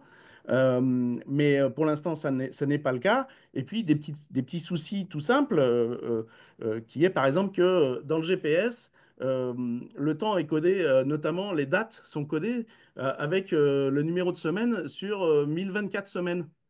Et ça, bah, ça veut dire tous les 19 ans et quelques, hein, 1024 semaines, ça fait un peu moins de 20 ans. Tous les 19 ans et quelques, et ben, vous avez tout un tas de récepteurs GPS qui tombent en rade. Le numéro de semaine passe de 1023 à zéro. Et donc, tout le monde revient en arrière dans le temps. Donc, tous ces genres de petites choses, si on les couple avec un système d'heures fiable et exact, comme CP-Time, on doit pouvoir régler ces problèmes. Je crois que j'en ai terminé. Ok, merci. Bon, ben, je voudrais conclure et peut-être lire un petit texte de Maurice Guorgy. La conclusion, c'est depuis 2 millénaires, la mesure du temps, la définition de l'heure et sa diffusion, ça a été au premier plan de l'activité scientifique. C'était les problèmes scientifiques considérés comme les plus durs pendant très très longtemps. Et puis, il y a eu de merveilleuses inventions, il y a eu un travail absolument considérable euh, qui n'est pas tellement connu des gens, et les problèmes de temps ne sont pas connus. Enfin, il y a deux sortes de gens. Il y a les gens qui le connaissent extrêmement bien et les gens qui ne le connaissent pas du tout. Entre les deux, ben, ça manque. Et voilà. D'où ben, pourquoi cet exposé. Ces questions semblent maintenant résolues avec le GPS, etc. Et c'est ce que pensent ben, la plupart des gens en France qui sont dans les procédures de décision. Par exemple, le fait que 80% des administrations soient dépendantes du GPS, ben, ça ne se discute pas vraiment, ce genre de truc. Alors pour le public, bah, j'ai fait mes tests, hein, personne n'est au courant de ce que c'est magique, puis c'est tout. Alors que la réalité est bien moins claire, en particulier pour la souveraineté des pays. Parce qu'il y a tellement de choses qui dépendent du temps à l'heure actuelle que c'est vraiment une question de souveraineté. Il y a des pays qui ont réagi et d'autres qui n'ont pas réagi. La France, pour l'instant, elle réagit au niveau technique, comme souvent. La France est très bonne au niveau technique, mais c'est au niveau politique que ça se passe. Non, c'est pas ça. Bon, il existe des solutions françaises meilleures que l'existant ou que ce qui est proposé aux États-Unis, par exemple. Il y a peut-être d'autres, il y en a d'autres dans le monde sûrement, comme SCP Time. Il nous semble indispensable de soutenir et de mettre au premier plan. Voilà. Alors, j'ai pas tout à fait fini parce que je voulais vous présenter mes deux pendules que j'adore, qui m'ont été offertes par un ami sculpteur, qui a été trouvé dans des brocantes. Et alors, celle de gauche est assez simple, il n'y a qu'une aiguille, elle indique le jour et l'heure. Je n'avais jamais vu ça. Et celle de droite est beaucoup plus sournoise. C'est une pendule qui tourne à l'envers. Et c'est incroyablement difficile de lire l'heure dessus. C'est vraiment rigolo. Il paraît qu'il y en a pas mal en Irlande de ça, mais voilà. Alors, je voudrais terminer juste en disant, après ce petit trait d'humour, en lisant, parce que ça nous met pile à l'heure, un petit texte de Gorgie Timing de Maurice Gordy, par contre, à qui je dois beaucoup pour la compréhension de tout ça. Gérard Bry vient de nous sensibiliser sur les risques de la distribution du temps, en parfaite résonance avec les deux projets collaboratifs de Gordy Timing, SCP Time et Trust Time. Trust Time, c'est un projet plus ambitieux qui n'est pas poursuivi pour l'instant. Depuis 2014, notre PME familiale Gorgitaming basée en moyenne montagne à Namur a été à l'initiative du projet SCP Time, qui est maintenant repris donc, comme on l'a vu. Ce projet collaboratif soutenu par la BPI France recouvrait les laboratoires temps fréquence, les opérateurs de services et les grands groupes. La solution SCP Time permet une synchronisation horaire à la milliseconde des équipements connectés sur le réseau fibré terrestre. Un réseau fibré, c'est plus solide qu'un réseau spatial, hein, ça c'est clair. Bon, c'est pas invulnérable non plus, mais on peut avoir des réseaux multiroutes, etc. Sa brique logicielle TrustTrace via le protocole sécurisé NTP-STS, hein, breveté SCP Time, va assurer la traçabilité jusqu'à l'utilisateur final avec une précision de la milliseconde, c'est ce qu'on a vu. Dès 2020, la solution innovante SCP Time a été testée avec succès auprès de la SNCF, EDF, LVMH, etc., sélectionnée par la Commission européenne et approuvée par le Commissariat général à l'investissement et labellisée Minalogic et par le LNE, le Laboratoire national d'essai, au CNRS. Compte tenu des résultats positifs en 2020, le CIRTA de l'Observatoire propose à notre finale SCP Time de lancer avec eux le projet Trust Time pour une diffusion du temps UTC à la nanoseconde sur les grandes distances. Ce projet est un peu arrêté maintenant. Aussi important, pour faire face au manque de formation sur le temps, Gorgie Timing avec l'Université de Grenoble-Alpes et la région Gorgitamine, qu'est en 2020 l'école TTIS en moyenne montagne à Namur pour des formations spécifiques sur le temps à destination des entreprises et de l'international. Il est indispensable d'avoir beaucoup d'ingénieurs qui connaissent ce problème et ses solutions. Euh, C'était vraiment une grande histoire pour moi, TTIS, hein. Ces trois projets innovants ont été arrêtés en 2022 suite au dépôt de bilan de Gorgie Timing après 6 ans de R&D, suite au décalage de commandes de la SNCF, la DGA et EDF, à suite des priorités financières engendrées par la pandémie de Covid, ainsi qu'à l'arrêt brutal du financement de BPI France, la Banque publique d'investissement, durant la période de sauvetage. Je dois dire que j'ai été sidéré de voir le directeur général de BPI France faire un speech à la télé un mois après en montrant comme grand succès du soutien de la BPI une horloge de Gorgie Timing qui était en faillite. Bon, il peut se passer de choses comme ça. Gorgie Timing, PME familiale, leader technologique sur le marché de distribution d'or depuis 50 ans, se nomme aussi Gorgie Time, l'ensemble du personnel ayant été repris ainsi que son bâtiment industriel par son confrère Time, qui est présent ici. La filiale SCP Time a été reprise par l'entreprise grenobloise EASI, EASI IC. L'école TTIS vient d'être intégrée au programme de formation en cybersécurité de l'Université de Grenoble, CyberSkills. Mon souhait aujourd'hui serait que les nouveaux acteurs industriels et les laboratoires français en temps fréquence et cyber créent un consortium pour un projet collaboratif pour la diffusion d'un message horaire sécurisé et tracé à l'heure UTC jusqu'à l'utilisateur final, que la France garde son avance technologique avec ces deux solutions innovantes à vocation internationale. Alors, je lis péniblement la conscience. Il dit quoi de mieux que le livre Le temps vu autrement de ma pomme, pour sensibiliser nos acteurs économiques et politiques sur les risques de brouillage et de l'orage du temps pour notre économie et notre souveraineté européenne. Sachant cependant que dans mon livre, qui est bon, riche de tas de choses par ailleurs, je ne parle pas tellement des problèmes actuels parce que je ne les avais pas encore assez analysés. Je le ferai dans la deuxième édition. Voilà, je pense que tout est dit de notre côté, mais pas du vôtre. Ben, merci beaucoup On à tous les termine deux. pile à l'heure. C'est passionnant et très inquiétant, évidemment. Enfin, merci infiniment. Je pense qu'il va y avoir beaucoup de questions. Donc, on va passer d'abord la parole à Manon. Et Parfait, puis, merci. Voilà. Est-ce que vous Donc, m'entendez? oui, oui, très bien, Manon. ben, ce que je voulais vous dire, c'est que Gérard Berry revient, il va lire le chat, les questions posées par le chat, pendant que Manon va parler, et il reviendra tous les intervenants vous pourrez leur poser des questions et ils répondront. Maintenant, regardez bien, ta, ta, ta, Bravo, Manon Gérard. Duguin, présidente du CEF6, va nous parler de son association, le Tout à fait. CEF6. À toi, Manon. Parfait. C'est de la pub vivante, ça.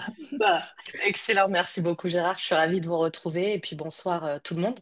Donc oui, avec Gérard, on se connaît depuis plusieurs années, quand à l'époque j'étais chez AFNOR.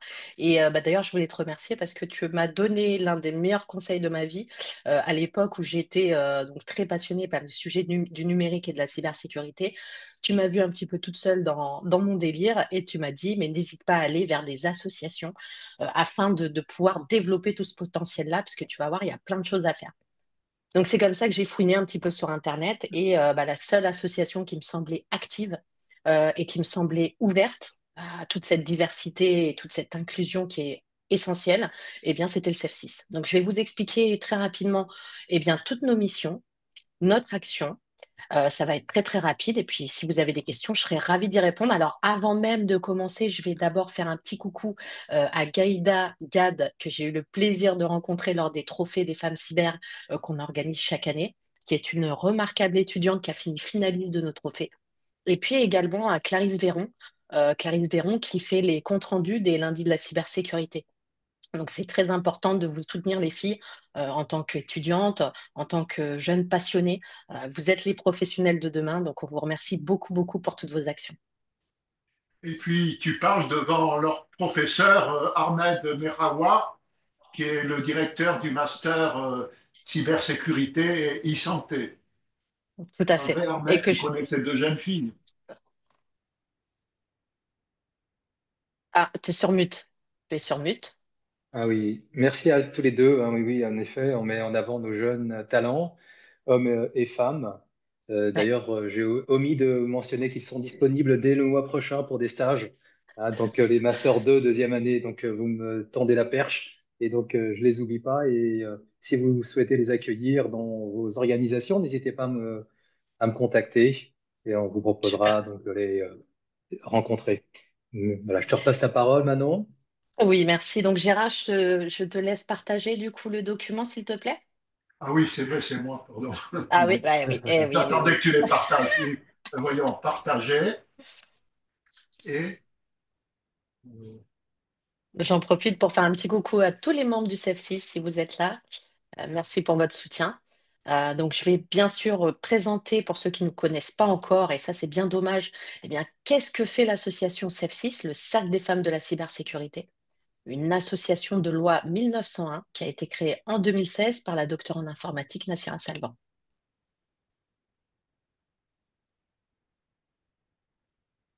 Donc, on est à peu près 530 membres, presque même 600 maintenant, dont 15% d'hommes. Alors, on est absolument ouvert aux hommes, les premiers à nous aider, n'est-ce pas Gérard, n'est-ce pas voilà, tous les hommes qui ont aidé Nassira dans ses actions dès le départ.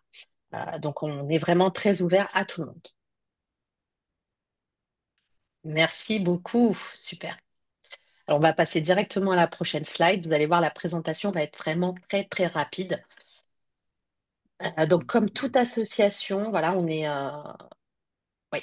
On est à but non lucratif.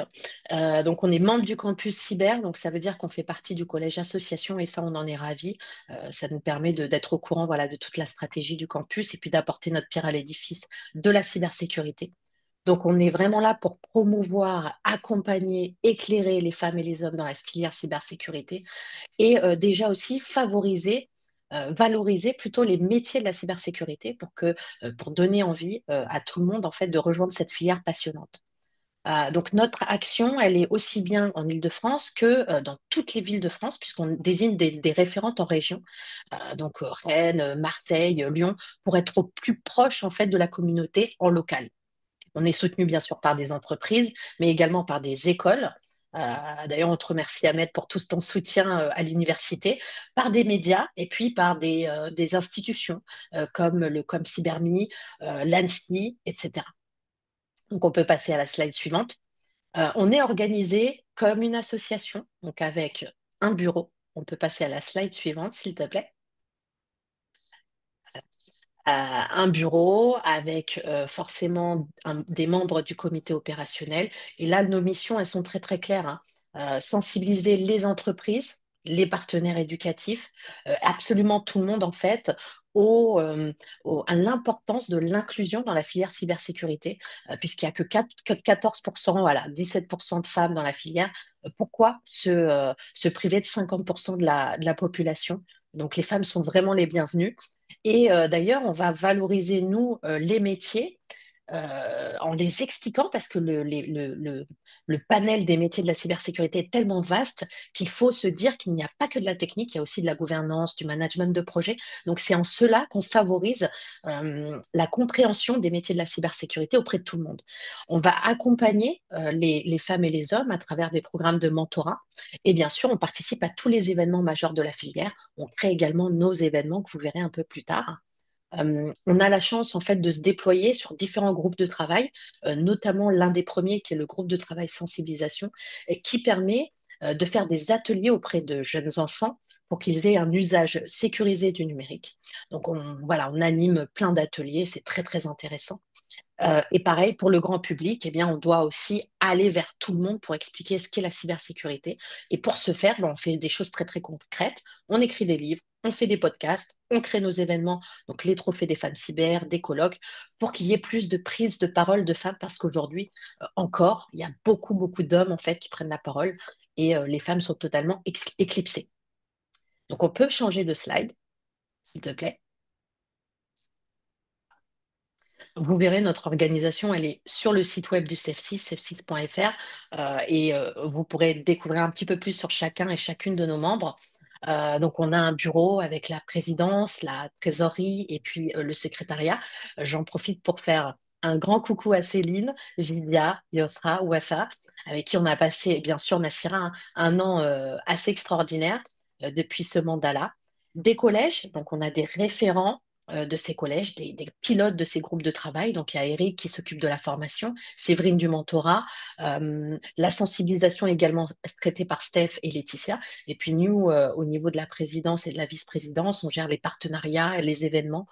Donc, on a la chance d'avoir une déléguée générale depuis le mois d'août, ce qui nous permet d'être un petit peu libérés en journée, puisque c'était très difficile en tant que bénévole pendant toutes ces années de faire tout. Donc là, on a la chance d'avoir quelqu'un à temps plein et c'est vraiment super. Vous avez les noms des référentes en région dont je vous parlais tout à l'heure. Et puis les groupes de travail annexes, comme celui du campus cyber, de la communication, des sites web, etc. Donc je remercie tous nos collaborateurs et collaboratrices et amis et soutiens du CEF6. On peut changer de slide. Voilà. Alors, comme je vous le disais tout à l'heure, on participe à tous les événements de la filière. On est au FIC, au HAC, aux assises. Donc, vous connaissez forcément, si vous aimez la cybersécurité, ces salons, ces événements.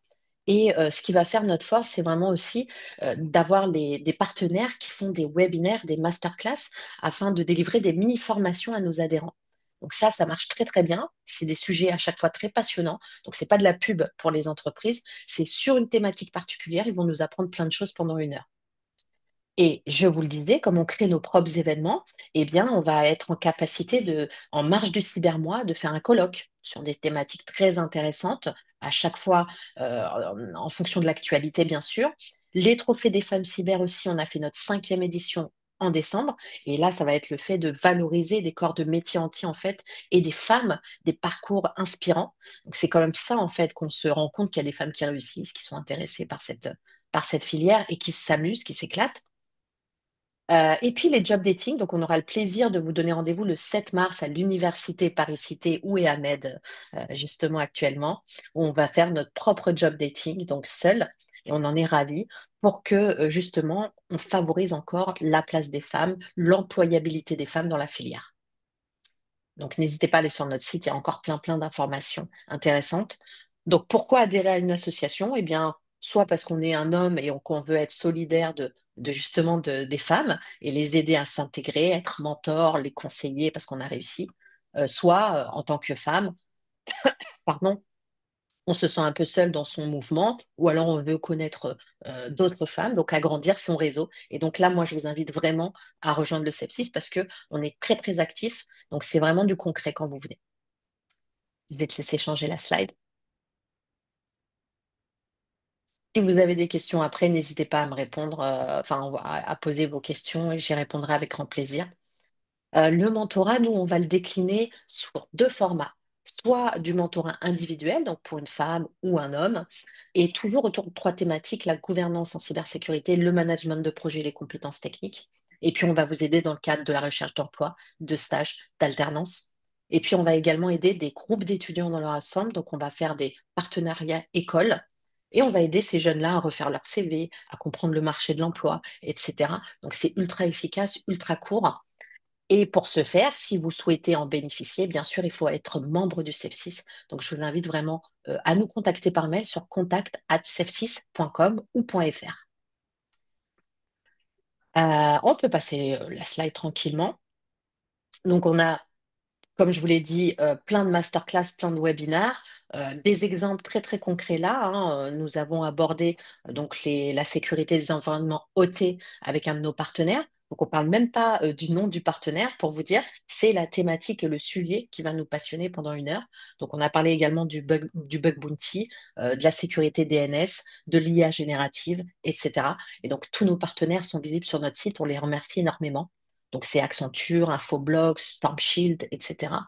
Je ne les citerai pas tous, mais on tient vraiment à avoir ces partenariats-là, entreprises, pour nous soutenir, nous aider dans nos actions.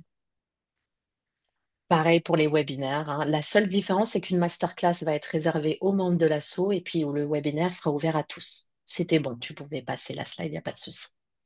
Donc, je vous donnais rendez-vous tout à l'heure le 7 mars.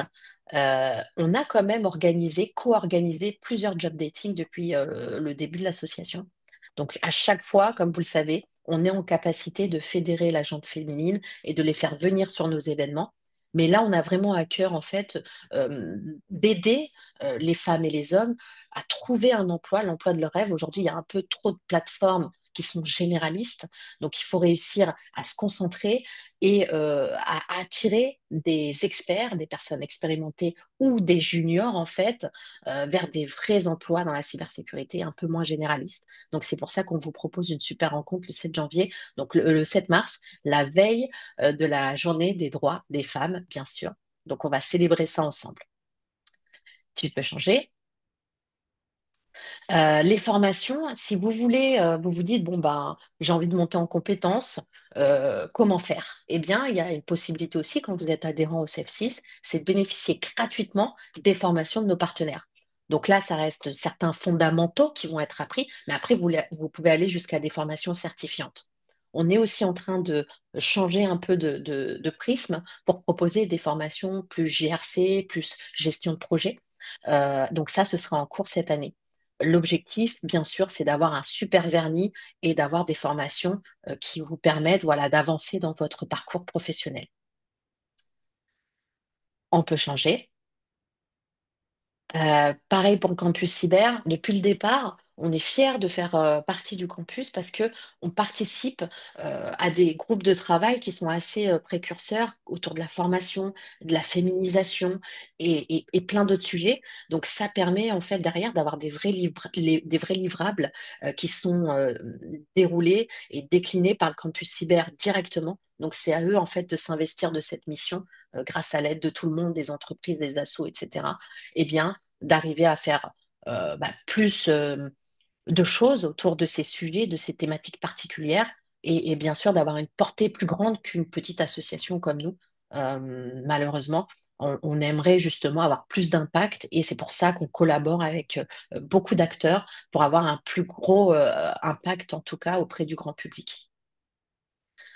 Donc, si on passe les slides, voilà, comme je vous l'ai dit, on crée nos propres événements, on sort des livres, on fait des podcasts. Et les trophées des femmes cyber, c'est ça, c'est réussir à mettre en avant des parcours, des rôles modèles féminins inspirants. Donc des dirigeantes, des professionnels de la cyber, des métiers support, parce qu'il faut oublier aussi, il faut pas oublier les métiers un peu annexes, des étudiantes, des chercheuses, des militaires, etc. Et même la femme numérique de l'année. Donc tout ça pour dire, eh bien, regardez, mesdames, oui, c'est possible parce que elles aussi, ils sont arrivées, voilà comment elles ont fait, quel parcours elles ont eu et comment elles ont été respectées dans leur parcours, comment elles ont évolué et quelle a été leur action en fait pour apporter voilà, des vrais résultats dans leur domaine. Donc c'est vraiment un super rendez-vous. Je vous invite à suivre la communauté pour voir quand sera la prochaine édition et sur le site voilà, cyberwomanday.com, donc safesys.com, voilà. Vous pourrez voir les précédentes éditions, les photos, les vidéos. On s'est vraiment éclaté à chaque édition, c'était super. On a également, voilà, fait des livres juste après. Tu pourras passer, bien sûr, le syndrome de l'imposteur, le cahier de la femme cyber, des livres Je ne porte pas de suite à capuche, pourtant je travaille dans la cybersécurité. Je suis une femme et je travaille dans la cybersécurité. Donc, tu peux passer les slides. Tous ces livres-là, c'est fait pour quoi? Eh bien, pour parler des formations, des parcours, de nos métiers, de notre passion. Donc, n'hésitez pas à vous procurer ces ouvrages sur Amazon, sur la Fnac qui sont en vente libre, bien sûr, puisque derrière, ça va vous permettre peut-être d'inspirer une petite fille, d'inspirer une femme qui va aller vers cette reconversion-là. Donc voilà, chacun a sa pierre à l'édifice à porter et même une personne qui n'y connaît rien peut être un petit peu curieux et nous rejoindre ultérieurement. Voilà, donc je parlais du tome 2. Là on en est quand même à notre tome 3 qui va reprendre, qui a déjà repris en janvier. Donc là il y a le synopsis et ce sera vraiment des pages d'expertise. Donc il y aura plus d'entreprises, plus d'experts qui vont parler. Donc ça va être vraiment bien et le travail est assez énorme, c'est pour ça qu'on attend encore avant de le sortir. Les podcasts aussi marchent très très bien. Je vous invite à regarder sur notre chaîne YouTube, il y a la rediffusion. Et on a créé en 2019, il me semble, le syndrome de l'imposteur, donc ce livre blanc qui vous donne quelques tips en fait pour éviter voilà, de vous sentir illégitime dans cette filière et de vous sentir en confiance complet. Voilà. Donc, comme je vous le disais, on a plein de partenaires. Ils sont là. C'est une liste non exhaustive qui ne fait qu'accroître. Partenaires entreprises, mais également partenaires médias juste après. Donc, on compte beaucoup justement sur ces partenariats-là pour avoir plus de visibilité et pour vraiment faire bouger les lignes, bouger les choses. Donc, n'hésitez pas à nous rejoindre. Si vous avez des besoins, des envies, des questions, contact@sefsys.fr et on vous répondra avec grand plaisir. Voilà. Pour moi, je pense que ma présentation est définie. Merci beaucoup. Merci beaucoup. Avec plaisir. Merci Invite à vous. toutes les dames qui ont des envies de travailler en cyber. Tout à fait.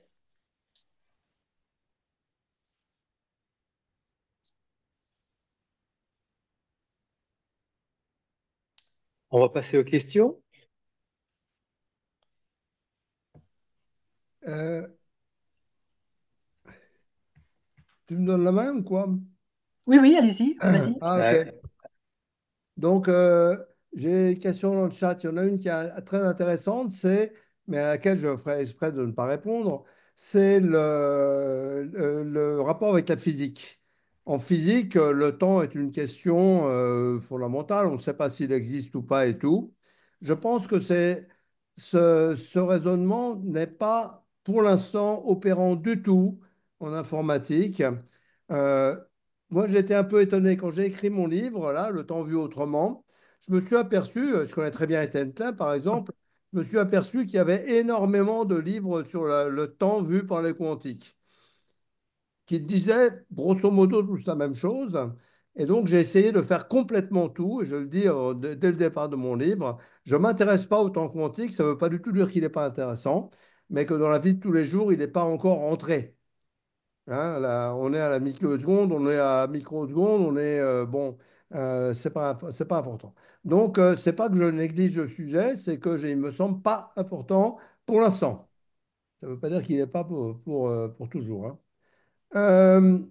Euh, j'ai marqué, on doit pouvoir imaginer les cyberattaques en perturbant la distribution de l'ordre dans un système d'information, ça a déjà été fait. Hein.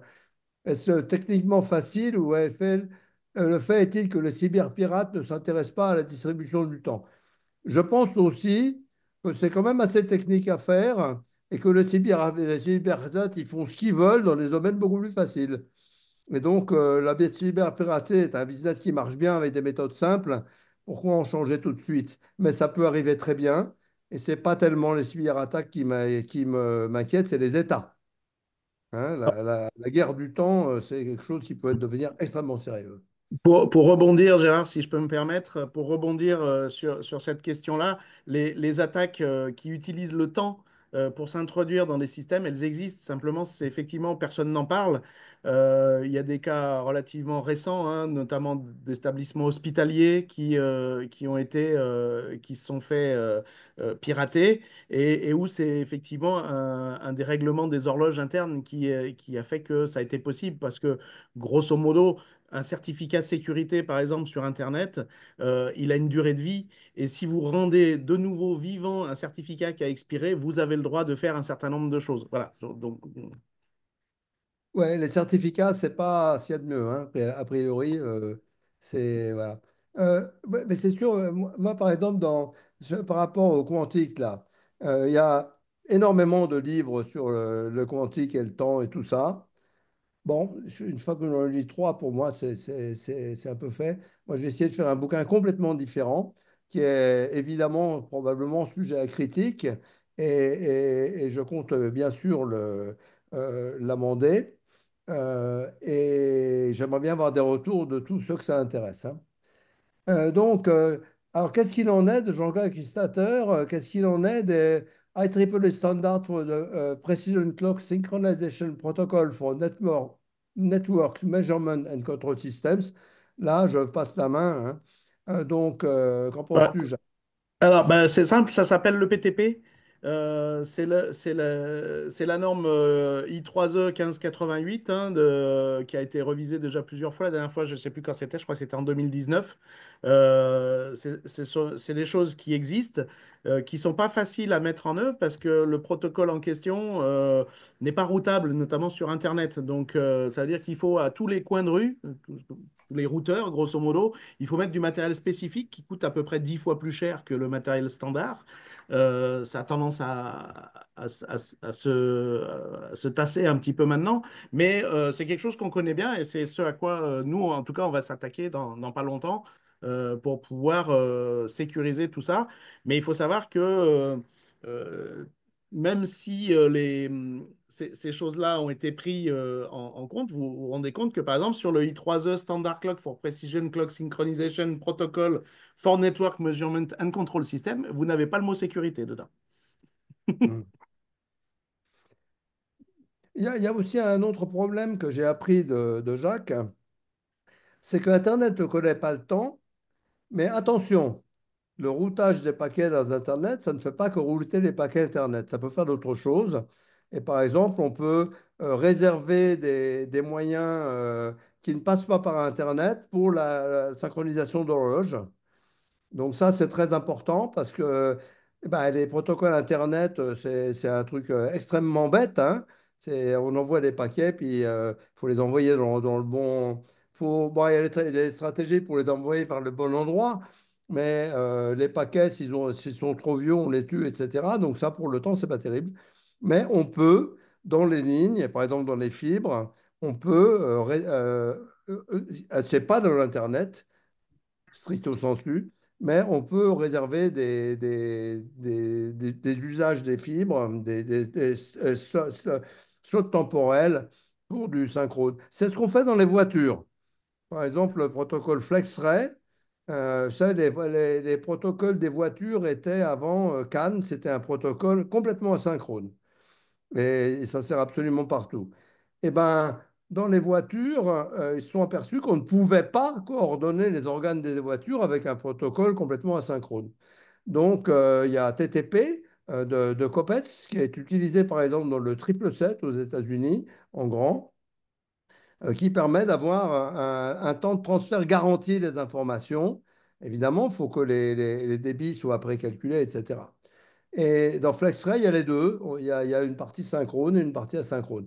Donc, il y a beaucoup de choses qui sont possibles en mélange. Il y a Jean-Jacques Urban-Galando, que je salue, m'a dit il y a trois pendules dans un bateau. Est-ce qu'il peut, est-ce que tu peux, Jean-Jacques, expliquer s'il Ben, est là? le fait, c'est de dire que si on a deux horloges qui donnent des heures différentes, ben on ne sait pas laquelle il faut prendre. Donc il en faut trois, une ou trois, mais pas deux. T'as vu, Oui, Jean-Jacques, bah il ça, te c'est de la tutoie, redondance, Gérard c'est Berry. normal. Ok, c'est de la redondance normale, ouais, ouais. C'est classique. Je cherche, je remonte un peu. Oui, d'accord, ça c'est bon. Lautokutuk. Pendant Ensuite, ce temps, tu as parlé du transfert de paquets sur Internet. Et il y a oui, une petite pensée pour Louis Pouzin et oui, ses datagrams. oui, bien sûr. Ben, l'histoire d'Internet est très compliquée, hein, ouais, il faut savoir que quand même, Internet ne peut pas exister avec les techniques de la téléphonie. Donc, on disait à l'époque, Transpac, c'est le plus grand réseau mondial. Transpac connaissait le temps précisément, faisait de la location de trucs, mais c'était un réseau qui faisait 18 millions de personnes. Internet est un réseau qui fait, mettons, 4 milliards d'humains et beaucoup plus de machines. Il faut se rappeler que les humains sont absolument minoritaires dans les réseaux. Ça, c'est quelque chose que les gens ne savent pas, mais il y a beaucoup plus d'objets connectés. Ben, c'est simple, hein. Vous regardez, il y a quelque chose comme 80 milliards de circuits intégrés par an. Là-dedans, il y en a moins de 1 milliard qui sont faits pour les humains. C'est pour les objets. Et maintenant, les objets sont aussi en réseau. Donc, c'est un problème absolument fondamental, ça. Il faut arrêter de penser que la communication est entre les hommes. J'ai oublié de dire ça, mais c'est vraiment très important. Elle est aussi entre les hommes. J'avais Donc, ah oui, oui. Noël Dimarc dit effectivement une correction à ce que j'ai dit. C'est maintenant, et il a été pris la décision en 2022 de faire dériver UTC de plus d'une seconde, contrairement à ce que j'ai dit, qui devait arriver de plus 0,9 secondes. En fait, c'est des débats permanents. Il y a beaucoup de gens qui sont pour virer UTC. Euh, n'avoir que TAI, mais alors ça fait les problèmes du calendrier grégorien, c'est-à-dire que janvier va finir par arriver en été. Et enfin bon, sauf que ce sera beaucoup plus long. Je peux Euh, compléter, Gérard. hein? Bonjour à toutes et à tous. C'est moi qui ai fait le commentaire là Oui. sur le. euh, oui, en fait, effectivement, le, le problème du TC tel qu'il était défini jusqu'à présent, c'est que régulièrement, il y avait des sauts d'une seconde pour pouvoir recaler l'UTC par rapport au temps de la rotation de la Terre, qui n'est pas régulier. Et donc, la décision qui a été prise en 2022, c'est d'étendre la tolérance limite, la différence max entre UTC et le temps donné par la rotation de la Terre au-delà d'une seconde. Et en fait, si, par exemple, si on autorisait une heure, simplement une heure, ce qui est l'équivalent d'un fuseau horaire, hein, ou heure d'été, heure d'hiver, ben, ça ferait un UTC qui continue sur plusieurs millénaires, 4 à 5 000 années. On serait tranquille, hein, pendant, voilà. Donc, pour l'instant, la décision est prise de façon internationale même au niveau de l'Union internationale des télécommunications, pour autoriser la différence UTC moins le temps donné par la rotation de la Terre, qui s'appelle UT1, aller au-delà d'une seconde. Euh, Maintenant, il faut définir quelle est la nouvelle limite. Je pense que ça sera vraisemblablement 1 heure. Et puis, la date d'application, elle est importante parce que certains pays demandent à retarder au maximum cette date d'application. Typiquement, les Russes souhaitent que ce soit après 2035 et d'autres pays, les Américains, l'Europe, souhaitent que ça aille bien plus vite. Donc, on est en train un peu de négocier pour savoir quelle va être la nouvelle différence max et quel va être le temps d'application. Mais ça devrait être avant 2035, ça c'est sûr. Oui, je pense que c'est important parce que ça montre encore une fois qu'il n'existe aucune question simple à propos du temps. Aucune. Et Je pour rebondir sur confirme. pour rebondir sur les propos de Noël, chez SCP Time, quand ça arrivera, on sera bien content parce que les histoires de secondes intercalaires, c'est un peu notre terreur, étant donné que nous, on promet un temps relativement stable et fiable, en tout cas au niveau de la milliseconde. Et lorsqu'il y a une seconde intercalaire qui est ajoutée, eh ben, il faut pouvoir gérer cette seconde. Et les systèmes informatiques ne savent pas faire, hein, notamment tous les systèmes Linux veulent absolument qu'il y ait 86 400 secondes dans un jour, pas une de plus, pas une de moins. Donc vous imaginez ce que ça fait. Quand il n'y en aura plus, on respirera un peu mieux. Sachant qu'actuellement, enfin jusqu'à présent, quand il y a une seconde intercalaire, certains systèmes qui ne veulent pas de discontinuité en temps, décaler leur horloge en fréquence pendant 24 ou 48 heures, de la bonne valeur pour accumuler une seconde au bout de 24 ou 48 heures. Donc vous imaginez le bazar là pendant 24-48 heures autour d'une seconde intercalaire. Il n'y a pas deux systèmes de synchronisation entre les GAFA, etc., qui disent la même chose. C'est Donc, affreux. c'est un peu voilà, Et affreux. il faut remarquer que ce problème est connu et non résolu depuis des milliers d'années. Il faut se rappeler qu'avant le calendrier grégorien, janvier se finissait au début de l'été, un truc comme ça, hein. Bon, voilà, il y a trop de choses à garder ensemble. Gérard, je voulais réagir aussi à une question qui était posée sur les solutions de stockage immuable. Donc, grosso modo, là, on attaque les problématiques de Bitcoin et toutes les techniques. Enfin, quand je dis de Bitcoin parce que c'est ce qui parle le mieux, hein, mais voilà. Il y a effectivement un gros problème puisque toutes les informations qui sont mises dans ces systèmes-là, hein, de blockchain sont effectivement horodatées quand elles ne sont pas carrément basées sur un temps.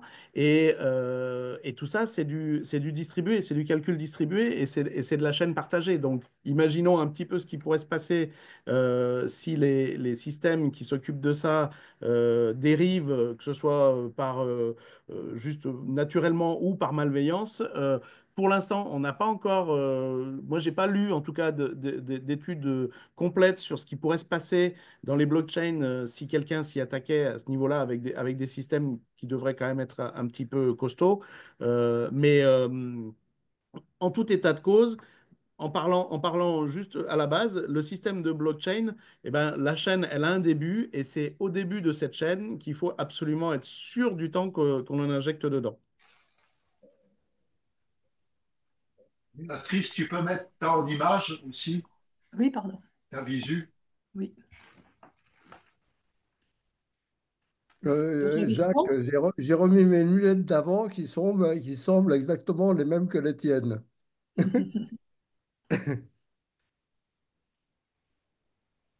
D'autres questions? Alors, attends, je regardais, j'en avais vu moi, hein. Ou en direct, si vous en avez en direct.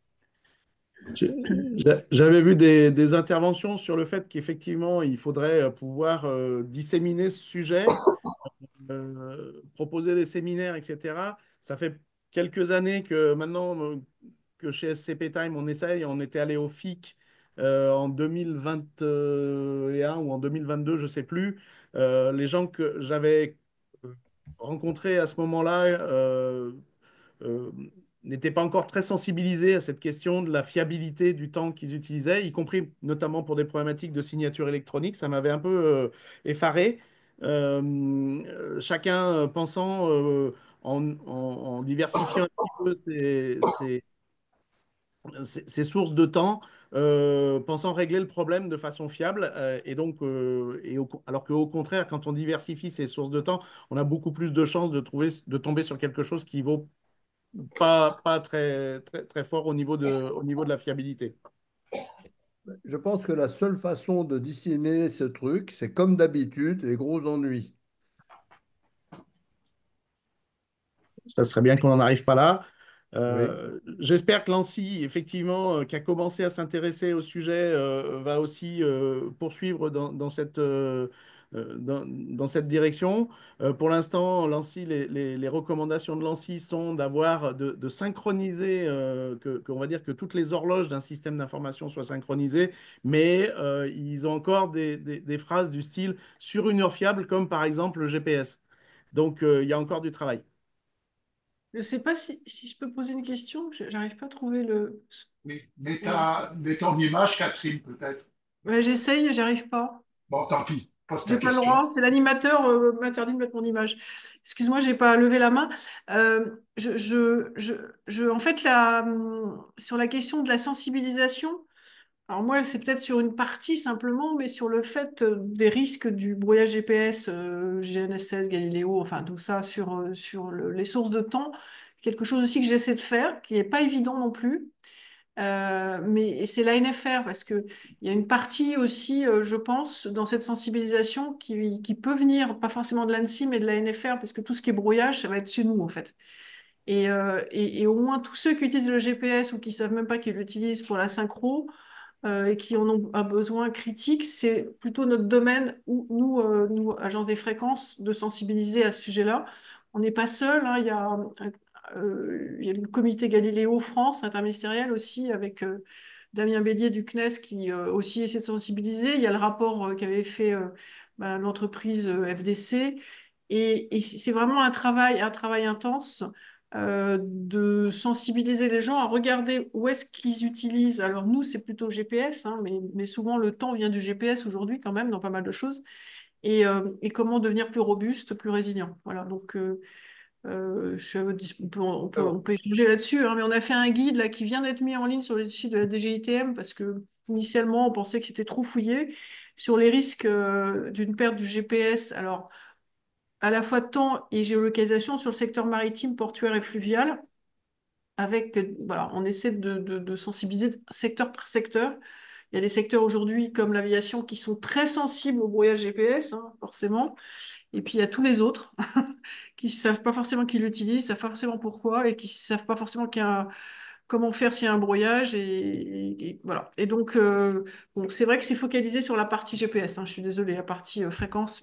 Et à Louis, c'est géré aussi par l'ANFR et dans cette problématique, hein, et c'est de pérenniser aussi à Louis qui apporte pas forcément le temps suffisamment fin dans plein d'applications, mais qui est quand même extrêmement utile à garder en France.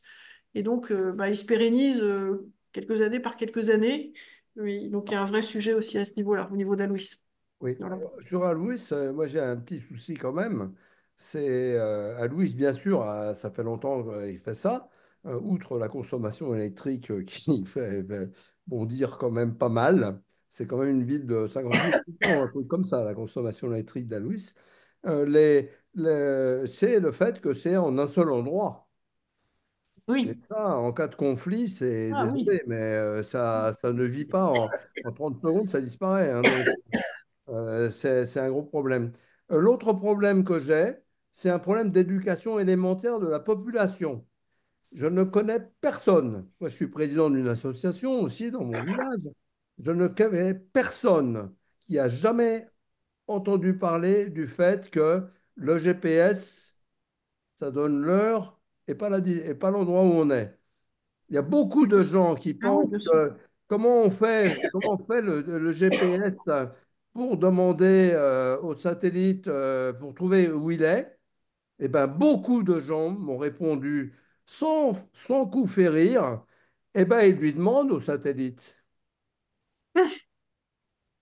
Ce qui est quand même, dans la civilisation moderne, les gens sont complètement détachés de la réalité. Ça, c'est une vraie difficulté. Mais ils Mhm. pensent que le GPS envoie un message au satellite, où suis-je? Alors, je leur fais faire un petit calcul. Il y a tant de milliards de téléphones qui demandent de GPS absolument en permanence. Qu'est-ce qu'il faut comme puissance de calcul dans le satellite pour répondre? Bon, non, le GPS, il est unidirectionnel, il faut s'y faire. Mais c'est très malin la géolocalisation. Mhm. On peut s'en servir pour expliquer la relativité générale, qu'il n'y aurait pas de GPS sans calcul de relativité générale, à cause de la courbure des rayons entre satellites par Ah, la c'est Terre. bien. Ouais. Et là-dessus, Gérard, tu as mis le doigt sur quelque chose qui est assez prépondérant d'un point de vue de la sécurité des échanges. Et c'est qu'il n'y a pas d'échange entre un satellite et un récepteur. Ça va que dans un seul sens, c'est unidirectionnel et ça empêche effectivement de tracer, de vérifier et d'assurer toute cette sorte de choses, notamment qu'il n'y ait personne qui soit venu se mettre au milieu pour faire des petites cachotteries ou des petits changements.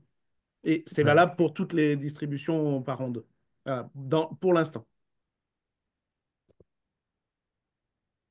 Il y a Jean-Jacques Galando qui se demandait quand Galiléo allait, enfin, pas remplacer peut-être, mais se substituer au GPS. Jean-Jacques, c'était bien ça ta question? Ah ben, Ouais. Bah, si c'est ça, la question c'est. Alors, Galileo est déjà opérationnel. Alors, Ah oui. il a pas Mhm. autant de satellites que GPS. Et l'avantage de Galileo, c'est que le système a aussi appris des erreurs du GPS. Ils s'en sont servis pour améliorer cette sorte de choses. Et notamment, alors je ne sais plus qui le disait au départ, il y a des services qui sont offerts et qui vont bientôt être offerts aussi en plus par Galileo pour sécuriser, n'est-ce pas, pour être sûr que l'heure qu'on reçoit vient bien d'un satellite Galileo. Voilà. Pour une fois, c'est pas Jean-Jacques Urban qui posait la question, c'est Francis Bruckmann. Ah oui, exact, pardon. Tout Et à sur, fait, Exact. tout à et fait. sur la formation de la population, il y a effectivement le problème qu'a posé Gérard Berry sur les liaisons avec les satellites, mais il y a actuellement un sujet qui mérite tout autant d'intérêt, c'est le simple problème de l'énergie et des bêtises qui peuvent se raconter sur l'électricité. Mhm. Bah, justement, moi, j'ai fait un bouquin qui n'est pas du tout pour les scientifiques, qui est grand public, expliquant tout ça. Mais j'explique aussi d'autres choses. Par exemple, qu'est-ce que c'est qu'une onde? Ben, une onde, c'est légèrement important dans ce contexte-là. Et j'ai demandé aux copains, à plein de gens, tu mets un bouchon sur la terre, sur l'eau, et puis il y a de la houle. Qu'est-ce qu'il fait le bouchon? Ah, c'est extraordinaire. Je n'ai jamais entendu la réponse correcte, sauf de scientifiques. Les gens me disent, bah, il monte et il descend, ou alors il bouge, il avance et il recule, ou alors il suit la vague. Et absolument pas, jamais, qui faisait des ronds, enfin des ellipses d'ailleurs, mais qui faisait des ronds. Personne ne sait ce qu'une onde. Et je suis absolument sidéré de voir qu'un des plus grands savants français de tous les temps, Joseph Fourier, dont on parle légèrement, quoi, eh ben personne ne sait qui c'est. Il n'y a pas de rue en France. Les ondes ne sont absolument pas enseignées, même dans le supérieur, sauf dans des cursus très spécialisés, comme la musique, enfin bon, il y a des cursus, bien la physique évidemment, mais voilà quoi. Donc, Mhm. l'ignorance scientifique qui est forcée, vu la complexité de la science actuelle, est vraiment très grande. Donc, mon bouquin, c'est essayer de tirer le public qui le lit vers le fait que ça se comprend, tout ça, et qu'il n'y a pas besoin d'équation pour le comprendre. Il y a Alexandre qui levait le bras. Alexandre, tu veux poser une question? Non, non, je voulais en fait dire que c'était moi qui avais parlé de l'authentification des messages de navigation sur le système Galileo qui permettent en fait de garantir l'authenticité de certains paramètres utilisés pour calculer le temps UTC en fait, rattaché, enfin fourni par Galileo, qui est Hein. le rattachement du temps en GST, Galileo au temps UTC. Et qu'aujourd'hui, on travaillait là-dessus parce qu'on s'est aperçu que le temps, c'était quand même une chose très, très importante. Et aujourd'hui, on développe une solution qui est encore un prototype, mais qui permet voilà, d'empêcher ou de dire au moins à l'horloge qui va fournir un temps PTP ou NTP de ne pas prendre en compte le temps GNSS et Galileo en particulier, parce qu'on détecte soit du brouillage, soit du leurrage, hein, ou soit c'est pas authentifié. Voilà. Et donc, on a démontré, en fait, enfin, on développe à la fois des systèmes de sécurité, mais aussi des capacités d'attaque sur les signaux GNSS. On a démontré qu'on était beaucoup plus résilient, en fait, avec ces systèmes qu'avec un système ordinaire, entre guillemets. Oui, j'ai une question pour les bateaux, justement, moi. Les bateaux, bah, c'est évidemment très important, mais j'ai fait pas mal de bateaux sur un voilier et j'ai un sextant et une bonne montre. Ça permet quand même de faire des choses qu'on ne peut pas faire en avion. Mhm. Absolument. Les avions ont aussi des sextants. Jusqu'à il n'y a pas longtemps, ils avaient des sextants, simplement, ils ne peuvent pas regarder le ciel. Parce Ouais, que je crois que c'est sinon, une sur les formation avions, obligatoire chez le pilote de savoir utiliser le sextant en aéronautique. Il y avait des bombardiers qui avaient une coupole pour oui. permettre de regarder. Oui, ben maintenant c'est un peu fini. Et donc, il peut y avoir un sextant dans l'avion, mais s'en servir, c'est autre chose. Euh, en bateau, oui, oui, ça marche très bien le sextant, mais enfin, c'est pas Il y a un super. problème avec les nouveaux marins qui ne sont pas forcément formés aux États-Unis. Ils commençaient à reformer à la navigation traditionnelle, effectivement, leurs équipages, parce que c'est ça aussi. Alors, il y a Nous- une autre nous- chose. Il y a une autre chose sur le GPS dont on parle jamais. Le GPS, quand il est né, eh ben, il était imprécis pour les civils, exprès. Ouais, ouais. Il y avait des décalages horaires et tout ça. Et pourquoi est-ce qu'il a été rendu ouvert? Cause d'un accident. À cause, alors il y a plein de choses. Non, non, il y a plein de choses. Il y a toute une série de choses. Il y a d'abord que pendant la guerre d'Irak, ils n'avaient pas assez de récepteurs du GPS militaire. Donc, il a fallu qu'ils le débrouillent le temps de la guerre d'Irak pour tout ça. Il y a eu le fait que les gens avaient des GPS différentiels, c'est-à-dire qu'ils connaissaient, il y a un autre signal radio venant d'un objet pas loin sur la Terre qui disait, bon, l'erreur du GPS, c'est tant, Mhm. dans telle direction, etc. Mais les Américains peuvent rebrouiller le GPS civil quand ils Bien sûr. veulent. Ouais, ouais. Personne ne parle jamais de ça. Ah, c'est pour ça que Galiléo aussi est arrivé, pour avoir un peu plus de souveraineté européenne. Mais après, Oui, mais comme le GPS, en fait, on travaille sur deux services. Un service qu'on oui. appelle réglementé en Mm. Europe, qui est le PRS, qui est un Mm. système à accès restreint et qui a son pendant sur le GPS qui s'appelle le CODEM, qui est réservé M comme militaire, hein, et qui est réservé Mm. aux militaires. Après, on parlait de sextant, il y a aussi ce qu'on utilise en France, en particulier sur tous nos systèmes stratégiques, c'est la navigation stellaire. Oui. Voilà. Brouiller des Ouais. étoiles, c'est quand même difficile. Il faut Ouais. savoir que dans toute l'histoire de John Harrison, Mhm. ce que j'essaie de faire les gens, Ah, parce que le stellaire est très ancien, c'est Galilée.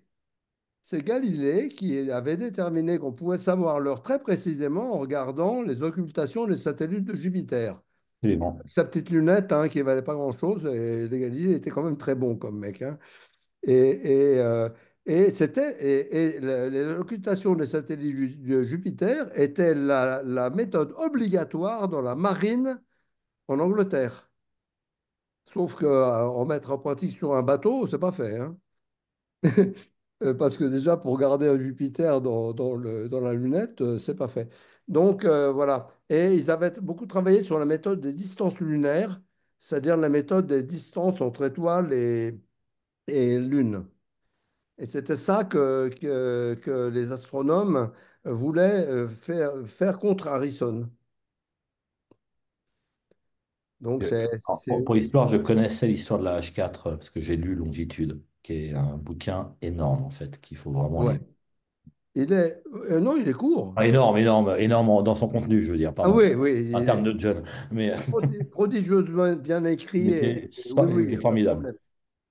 Bon, il y a beaucoup de choses qu'on peut rajouter, hein, parce que il est extrêmement sur ce problème d'Harrison. Mais c'est intéressant de voir qu'il y a des marins qui passaient 90 jours dans la tempête. Il y a mais ça, je l'ai lu dans Les Découvreurs. Un marin qui ne savait pas où il était, il en passait de Cap Horn. Et il est resté, je crois, 57 jours dans une très grande tempête. Il perdait des gens avec le scorbut, ceux qui tombaient à l'eau et tout. Et puis, ça s'est calmé. Ils ont remonté la côte enfin, ils ont remonté le long de la côte, pas le long de la côte, à l'ouest de la côte du Chili. Et puis, ils sont arrivés à la hauteur de l'île, donc sur la latitude de l'île qui pouvait les sauver. Et là, ils se sont posé la question, tribord ou bâbord? Ils n'avaient pas la longitude. Donc, ils ont fait tribord. Au bout de pas loin d'une semaine, ils sont arrivés sur la côte du Chili.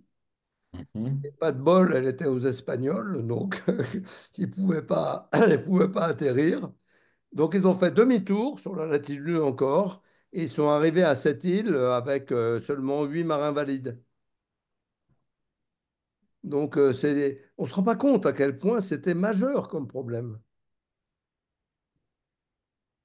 Ouais. D'ailleurs, sur la H4, on cherche encore comment il a pu découvrir ces alliages qui compensaient en fait la dérive des Mais, horloges en mais il y fonction a de plein de trucs, l'écart il y a de plein de trucs, température. oui, il y a plein d'inventions de Harrison dont on ne suppose pas du tout que c'est lui, hein. Il était Il y a beaucoup- charpentier, je crois. bah, hein? Il était charpentier, je crois, en fait. C'était... Alors, en France, c'était différent. Harrison disait rien. Et en France, il y avait Berthoud, qui a écrit un document incroyable, qui est l'art de régler les montres et les pendules dans l'encyclopédie de Diderot. C'est un énorme chapitre qui doit faire 50 pages ou plus, extrêmement bien écrit. Lui, il voulait que c'était de l'open source, lui. Et il était très fort. Il était né en Suisse, il faut dire. Et il était très fort. C'était l'horloger de Louis XIV. Et Louis XIV s'en foutait. Parce que Ouais. Louis XIV, il avait la terre. Il n'avait pas besoin des bateaux. Et il pensait qu'il serait devant l'Angleterre, que l'Angleterre, c'était un petit pays de merde. Et bien, l'Angleterre est passée sur la gueule de la France. C'est extrêmement clair. Grâce à l'heure. C'est pas un petit sujet, hein. C'est fou, hein. Ouais. Ouais, je raconte tout ça, moi. Je suis. Ouais, bah, il y a tout un tas d'histoires dans tous les sens, mais c'est dingue, ouais. C'est dingue. Non, mais il y a une sensibilisation énorme à faire, effectivement, sur c'est un sujet totalement inconnu, hein, je pense. Tout le monde pense que c'est fait. Mais, Vraiment. J'ai jamais pour trouvé revenir sur ce quelqu'un, à part que... les gens qui sont au courant, qui ne pensent pas que c'est fini. Ouais. Odeur, il est Bon, porteur. J'aime Francis. Francis, il mange à l'heure, hein. Ouais, il est 20h03. C'est pas une Il mange question à l'heure, de- Francis. Salut Francis. C'est quoi, franchement? Non, mais vraiment. c'est pas une question de manger, c'est une question de rigueur. bon, bah, bon Ah appétit. oui, mais c'est passionnant aussi. Oh là là. Ouais, Ah, c'est une question de temps, hein. ouais. Bon, en tout cas, merci. Je pense qu'on va arrêter là Voilà. maintenant. Ouais. Merci beaucoup à nos Vous me direz intervenants. si c'était une bonne idée de remonter aussi loin dans l'histoire Très bien, c'est très intéressant. pour montrer que ce problème est connu et non résolu depuis Majeur. toujours. Oui, Absolument. majeur. Ouais, c'est très intéressant. Merci, merci de le Gérard. porter à la connaissance de tout le monde Oui, avec beaucoup donc de exactement. pédagogie et de clarté. Oui, Merci à tous les autres donc intervenants qui ont pu compléter. Donc, je parle de Jacques et également à l'association Cef6 qui oui, c'est œuvre plus. Manon, à merci Gérard. vulgariser et à promouvoir donc les métiers et les formations donc en cybersécurité. Oui, ça Donc je c'était bien. vais ouais, c'était très très bien. Donc on a passé une belle soirée. Merci. On doit se quitter. Je crois que donc il y a l'appel On se retrouve le 24 février. Donc, vous vous et on se inscrivez pour la retrouve. formation. Donc C'est vous encore aurez la les présentations Vous aurez, Oui. j'espère que ça a marché l'enregistrement. Vous aurez Oui, là, je le, l'arrête. Gérard,